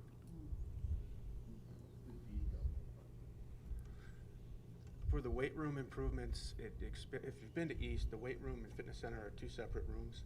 It removes the wall between the rooms and replaces the flooring, puts in a small turf runway area inside the room for training, air conditioning, new lighting, sound system, flooring. And just, my question is, when I look at the ones that we looked at on last October and that fell off, was the PA Bell's critical incident communication system. So that, yes. and then like, how are we prioritizing these projects over that? The system that is in place now in the buildings is operating and maintainable. We learned some things through that bidding process, and those system upgrades have been incorporated into the facility assessment that DLA has just presented tonight, so we'll be looking at those projects again.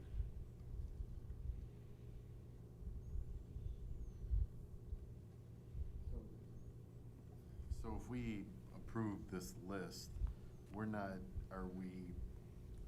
a question, Joe. Are we approving the project as well, or we're approving it? Just to get the bid. throughout Just to get bid? the No, we will bring the price list back to the board to move forward. And it's possible that some of these items, the bid may come in twice the cost, and it may be one where we have to say, we've got to move that back down to a subsequent year. But that will be a discussion with the board at that time. Because really, where I was struggling with the question was, based on what DLA just went through, is there anything that they identified that should be on this list that's not? And is there anything on this list, based on what they did, that could be delayed based on their observations? I think, to answer your question, Joe, this is a blending of building identified needs and then off that master list needs. So could we get a couple years? Could we get another year out of a gym floor? We could, but there also, we brought in, and the guy said within the next year or two, you're gonna need to do these. What are we? We're over 10 years on the gym floors. Well, we're at 11 now. So to answer your question, Joe, that's gonna be our process now that we have this list, is to go through and work that jigsaw puzzle together. So like the roofing, that was part of the red. Right. So there was nothing in that DLA presentation, because again, it was, what, 550 pages? Felt like 550. That jumped out that said, you know, what we. Take this out and put that in. Well, not necessarily take out, put in, but just needs to be considered now. Rich, go ahead, because we went through the priorities of that. Yeah, some of what is in that list, like the roofing, is something we're addressing right away, which was always in our plan. A lot of what's in that plan, we had in our plan that we presented last October. So what's not in that plan, for the most part, are things that enhance the experience of the users of the building on a daily basis. Roofs, mechanical, nobody sees it, nobody cares about it. We're gonna try and find a balance of things that extend the envelope, the roof, the mechanical systems, and projects that can enhance the experience for the students. Scott, quick question. So this says that this was fiscal year 22 budget, so this was already budget or anticipated in the fiscal year 22 budget, is that correct? So, Brad, go ahead and go through our transfer process. Right, so the way this was developed was last year when the board made the decision that we're gonna postpone all capital projects. What we did is we set up a new process, which actually I'm really pleased with, is a pre-funding. So within the fiscal year 21 budget, we have already set aside $3,350,000 as ear tagged as funds available to be transferred to Fund 60 at the end of the fiscal year. Then those funds will be in Fund 60, which is the capital projects. Those funds will be then available to fund FY22 capital projects. So if you will, we're pre-funding 1 year in advance. The way it kind of worked prior, which has always felt a little funny, we would be at the board at this level right now today almost talking about projects for FY22. We hadn't even approved the budget yet, and we're saying, well, we're going to build this in the budget. It's in the 5-cast, and it's going to work out. So it was always a little difficult. Now we've actually pre-funded, so while not all the way through the fiscal year, by February, we should have a very good handle on where we see the fiscal year coming.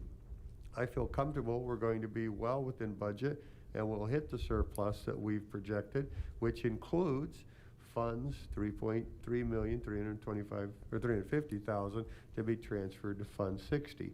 So in a sense, it's a lot more firm that we'll have these funds available and ready to go. So, on that note, Aaron, I see the same thing you do every day, actually. I estimate at work, so.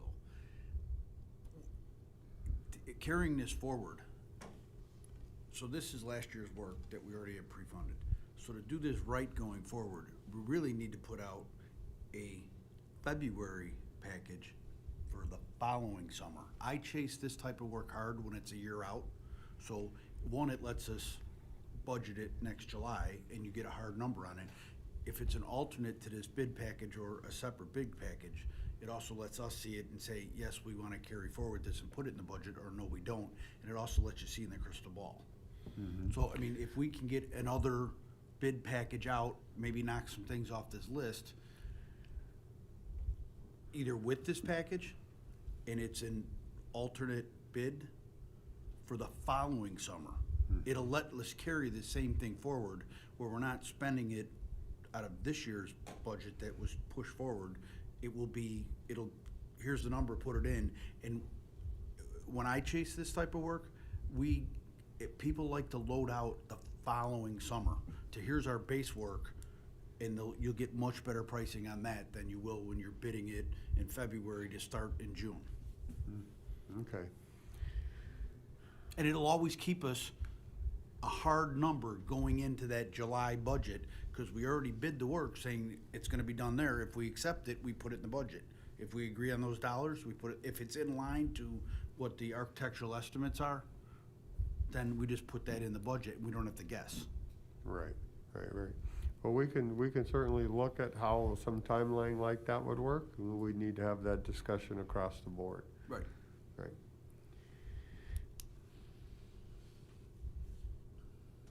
Any further discussion? With that, I'd entertain a motion to seek bids for the fiscal year 2022 capital improvement projects. Have a motion? Can I get a second? Second. Thank you. I have a motion and a second. If you'd open the vote, please. The vote is open.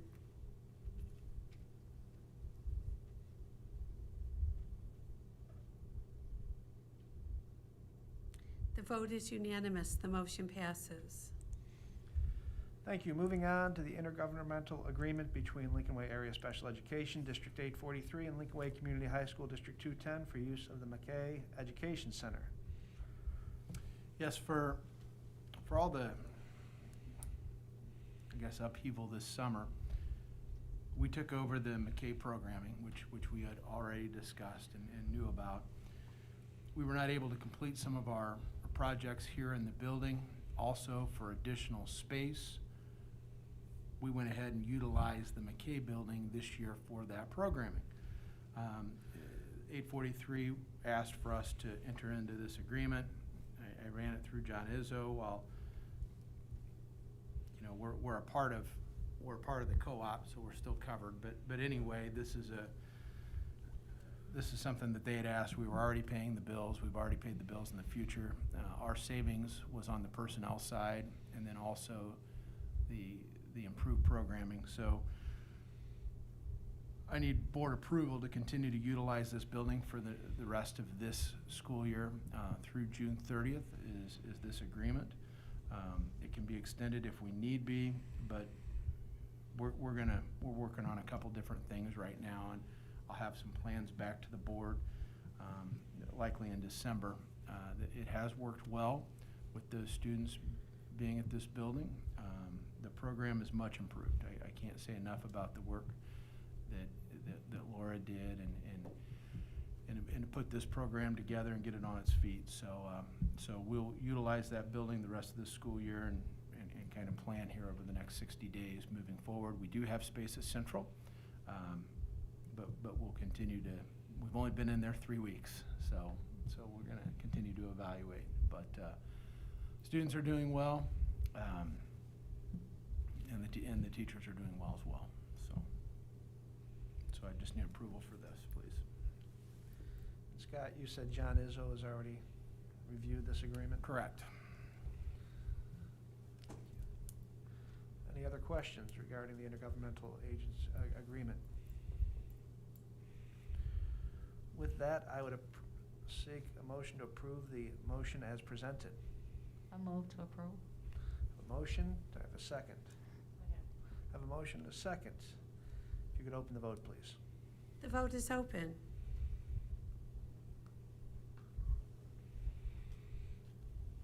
The vote is unanimous. The motion passes. Thank you. Moving on to the last action item of the evening, which is the appointment of new members to the District 210 Advisory Committee. There we have the list for the new members. I think they participated in the meeting this past Monday. So as a formality, if we could please approve the members that are listed for District 210 Advisory. Thank you. Clarify, are these in addition to existing members? Well, yeah, some people are gone, and that means there's some replacements, and then the students that graduated, obviously, we have to replace. Yes, so these are the new, couple of parents had stepped off, and then obviously mostly these are students. So I guess that's where my question was going. There's still a good. Still the same number. Good group of Yes. parents represent, okay. Correct. Any further questions? With that, I'd like a motion to approve the appointment of new members to the District 210 Advisory Committee. I have a motion. Can I get a second? If you could open the vote, please. The vote is open.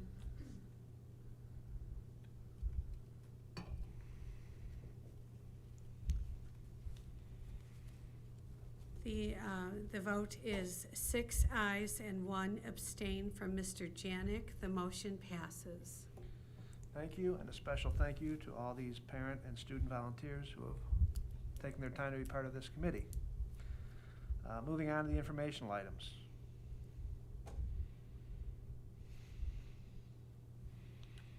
Report of the special ed.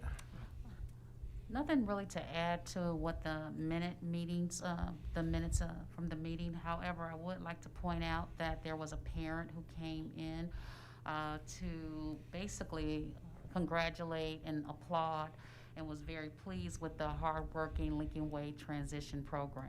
So she came just to basically applaud the transition program and how her son was doing in the program. So I wanted to bring that to everyone's attention. Nice to hear. FOIA requests. There were 2 requests this past month. They're in your backup materials for your review. There were no records found. Trying to win another prize, huh? Moving on to the building and grounds report. Building and grounds is included in your backup materials. Rich is here if anyone has any questions. Oh, you guys all thought it was funny. Come on. Community relations. Once again, the community relations report, Pride sheet is in your backup materials. Thank you. Asset of the month.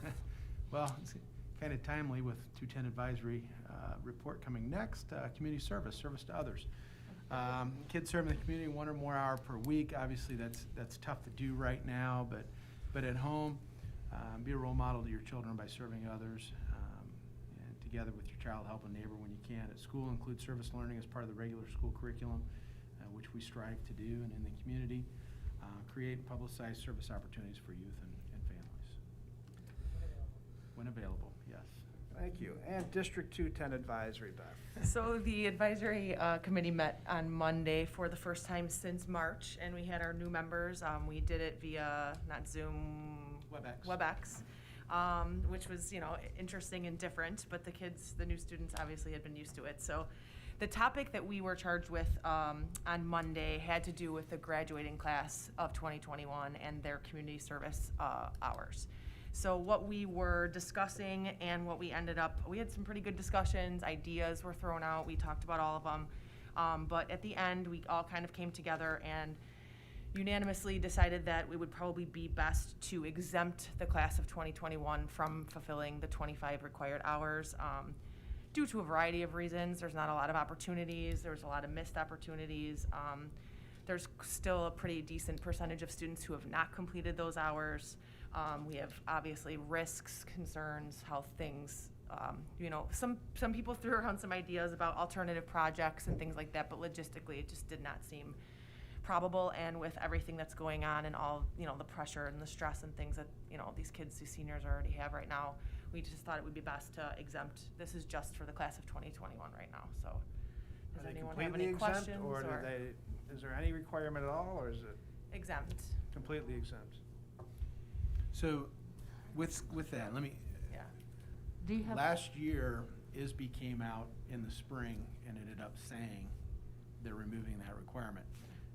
If you recall, I gave everyone a sheet of what ISB was, what the hard requirement was, what the recommendation, what Lincoln Way was doing, if you remember correctly, in both math, science, community service. I anticipate that coming again this spring.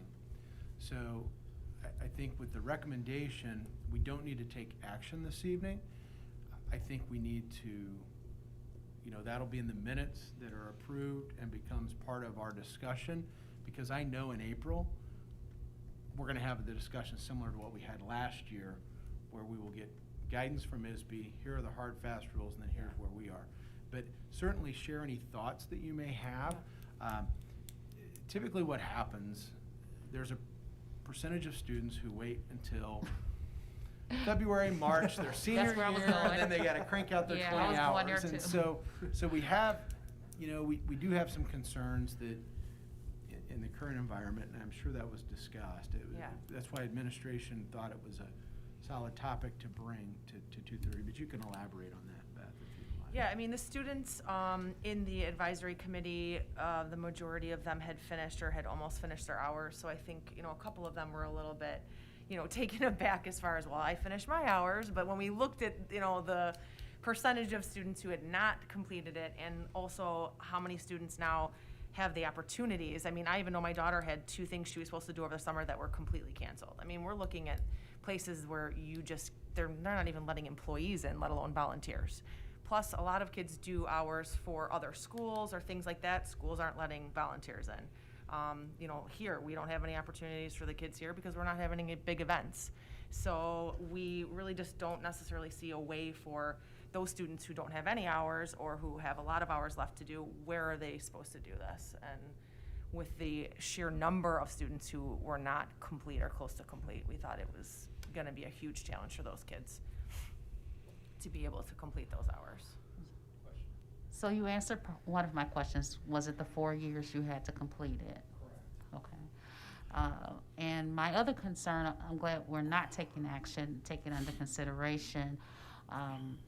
I think that because of what is happening, a lot of community service organizations are modifying ways you can help because they recognize that they still need help.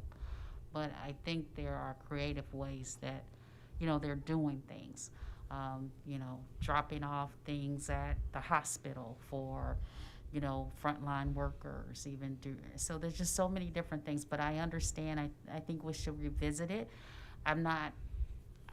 I have an issue with eliminating it entirely. It's just for this but class. maybe This I'm is just for the senior class now. This is not years to come or anything. This is just the situation that we find ourselves in right now because we don't know if we're going to be back completely remote, if the schools are going to be completely shut down. I think to continue to just kick it down the road is just adding more stress to these kids that are already extremely stressed for a million different reasons.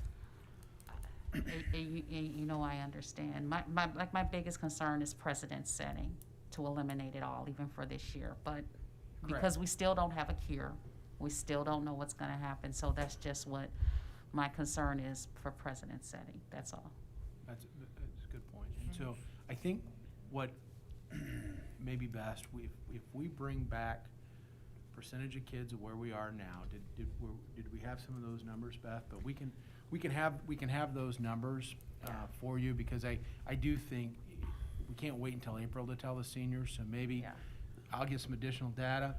Let's put it on as an action item for November because we'll have a recommendation in your minutes, and we can go from there. Yeah, I mean, we had a bunch, there was a ton of ideas thrown around, like make blankets, and then it was like, well, we can't touch the other things. It was like, send postcards to this. Well, who's gonna logistically in each building be responsible to make sure that those get sent out? I mean, it was just a lot of moving parts. There was a lot of discussion and a lot of really good ideas, even reducing the hours, that kind of stuff.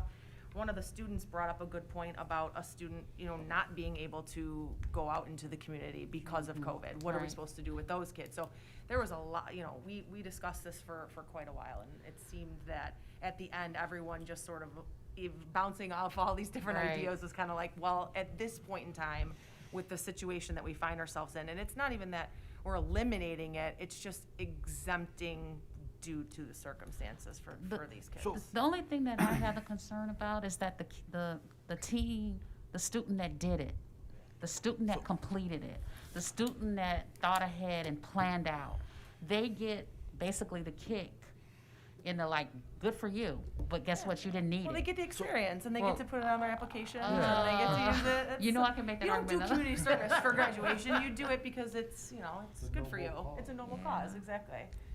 So, Deidre, I agree with you 100%. And letting them off the hook and even giving them the message.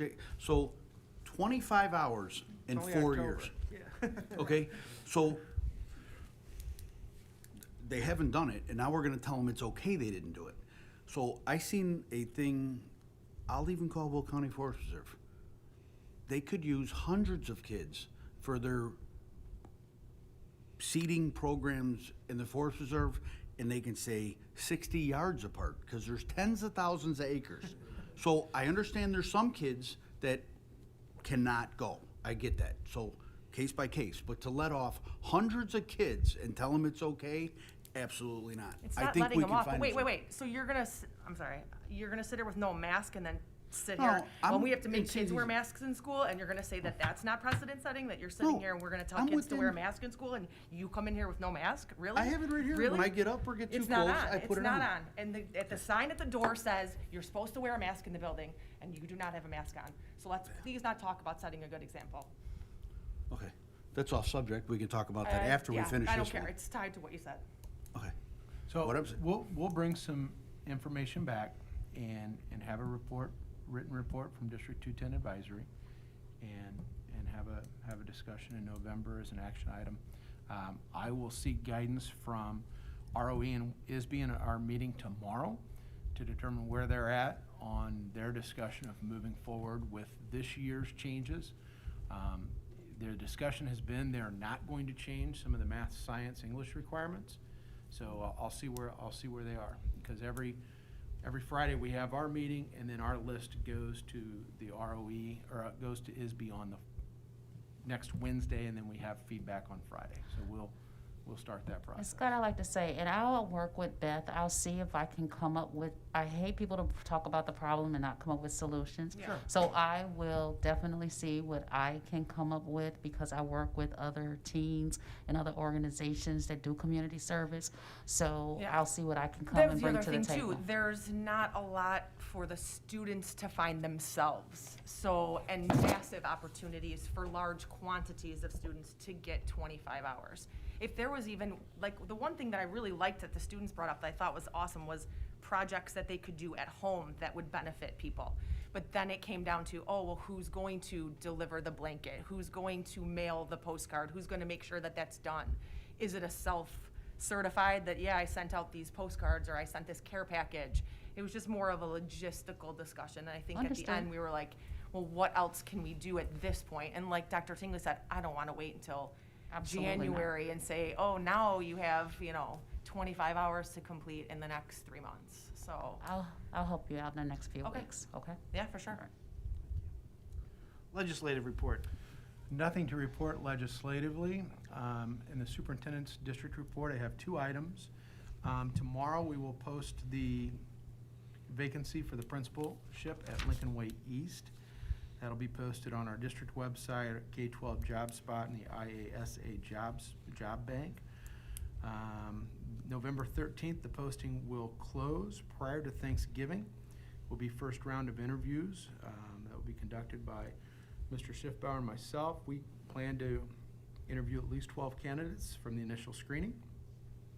The week of December 7th, our plan would be to bring somewhere 3 to 6 candidates will be asked back for a second interview, and those will be comprised of search committees. 2 teachers, 2 students, 2 department chairs, 2 parents, 2 central office administrators will be involved in that process. And then our goal would be by December 17th, the board meeting in December, I would bring a candidate to the board for approval. We're moving on this. There have been several unforeseen superintendent retirements in the first 2 months of the school year due to people not wanting to deal with this anymore. And so there's going to be quite a bit of movement, and I want to be able to bring together the best candidate pool that we can. And I think that if we wait until January or February, several of those vacancies are going to be out there. And I think if we get out ahead of this, it's a great job. And in fact, personally, I think it's the best job going. And Sharon's done a magnificent job for us. And so I do think we can draw a significant candidate pool. So we will be posting that tomorrow. I've spoken with several superintendents to basically find out who on their team may be interested or who may be ready. So we will share that posting with those superintendents, who will then send it to candidates they may have in their buildings. And so that's kind of the timeline for the principal search. Under administrative content, if you click there for more information, what we've put together, and we're going to email this out to the parents in the morning. We've put together, a sheet similar to our COVID metrics. We couldn't do the fancy colors like I've been sitting the board every week. Our case numbers right now in the area are on the rise. And so we're keeping an eye on those as we move through this. I've spoken with several area superintendents in the past 24 hours. As we all watch these numbers, the positivity rates are going up in Will County and our region. As you scroll down, what we've included is our total staff and students at 7275, and then our active COVID cases. We will update this daily. Our nurses and administrators in each building are tracking our active cases. So a kid calls, we tested positive, we start the ticker. That student now cannot come back until they have those 2 negative tests, or we've got the exclusion date and then when they can come back. And if you click on the bottom, then you can see your particular building. Central, at the end of the day today, we had 7 active cases. That includes teachers and staff. At East, I think we were 6, and then West 2. So that's something I have received a few emails from parents to ask, how many cases, how many cases, how many cases? So this gives us a running count of how many cases per building that is inclusive of students and staff. And so I think this will help with some of the question. We also are sending letters home to any student who would have been in a classroom with a student who's tested positive. But if there's any contact, close contact, within 6 feet for 15 minutes or more, we make direct contact, a phone call with the parent to notify them that this has occurred. Your child is going to have to be quarantined for 14 days before return to school. So the district is doing the contact tracing, or is it Will County? Both, Chris. So what happens is, we get a call from Sam's mom that says they're positive. An email goes out to every teacher saying, Sam has tested positive.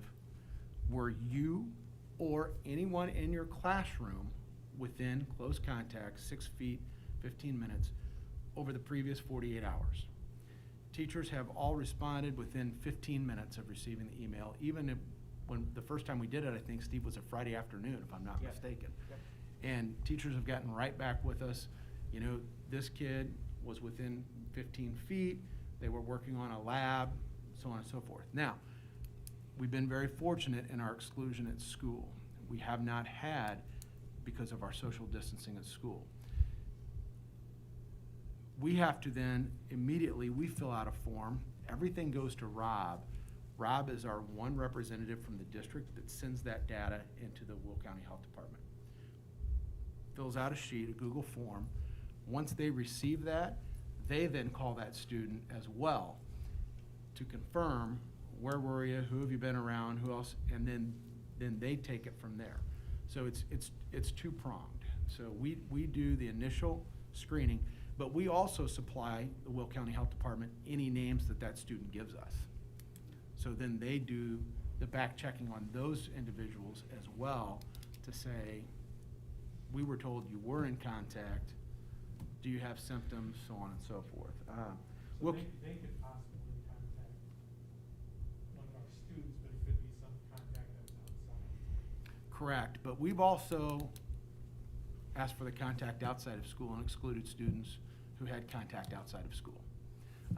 And we're doing that in an abundance of caution, obviously, and so we have excluded students as a result of contact made outside of school with that individual. So you're gonna be sending us out via email to the parents? This would go tomorrow. Okay. Will this be something we could put on the website?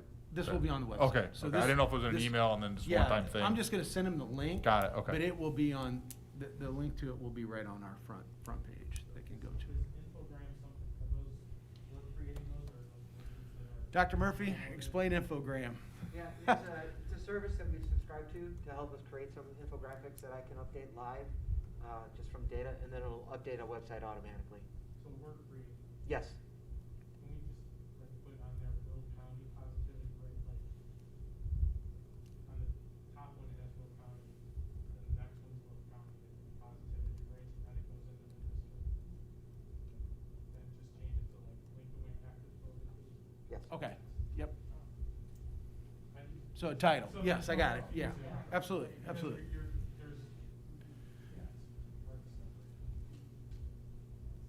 Okay, so, yeah, Lincoln Way District 210, yep, we can do that. We can do that. And this, like I said, we'll send a link out to the parents with this tomorrow, and we continue to learn. I mean, this is quite the process. You spend all that money for your doctorate, and you don't have one class on dealing with any of this, so. Don't use anything we've learned, but, yeah, you're exactly right. There will be now.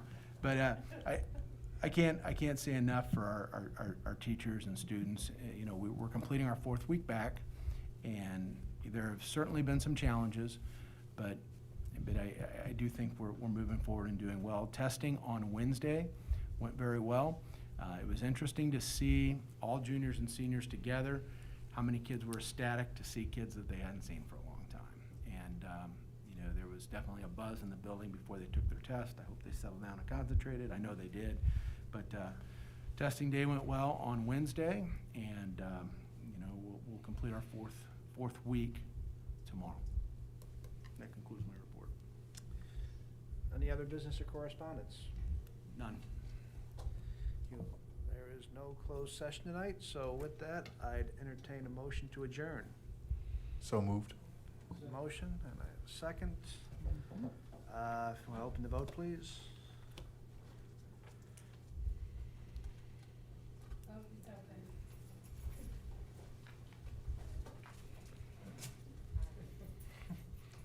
Vote is unanimous. Thank you. Meeting is adjourned.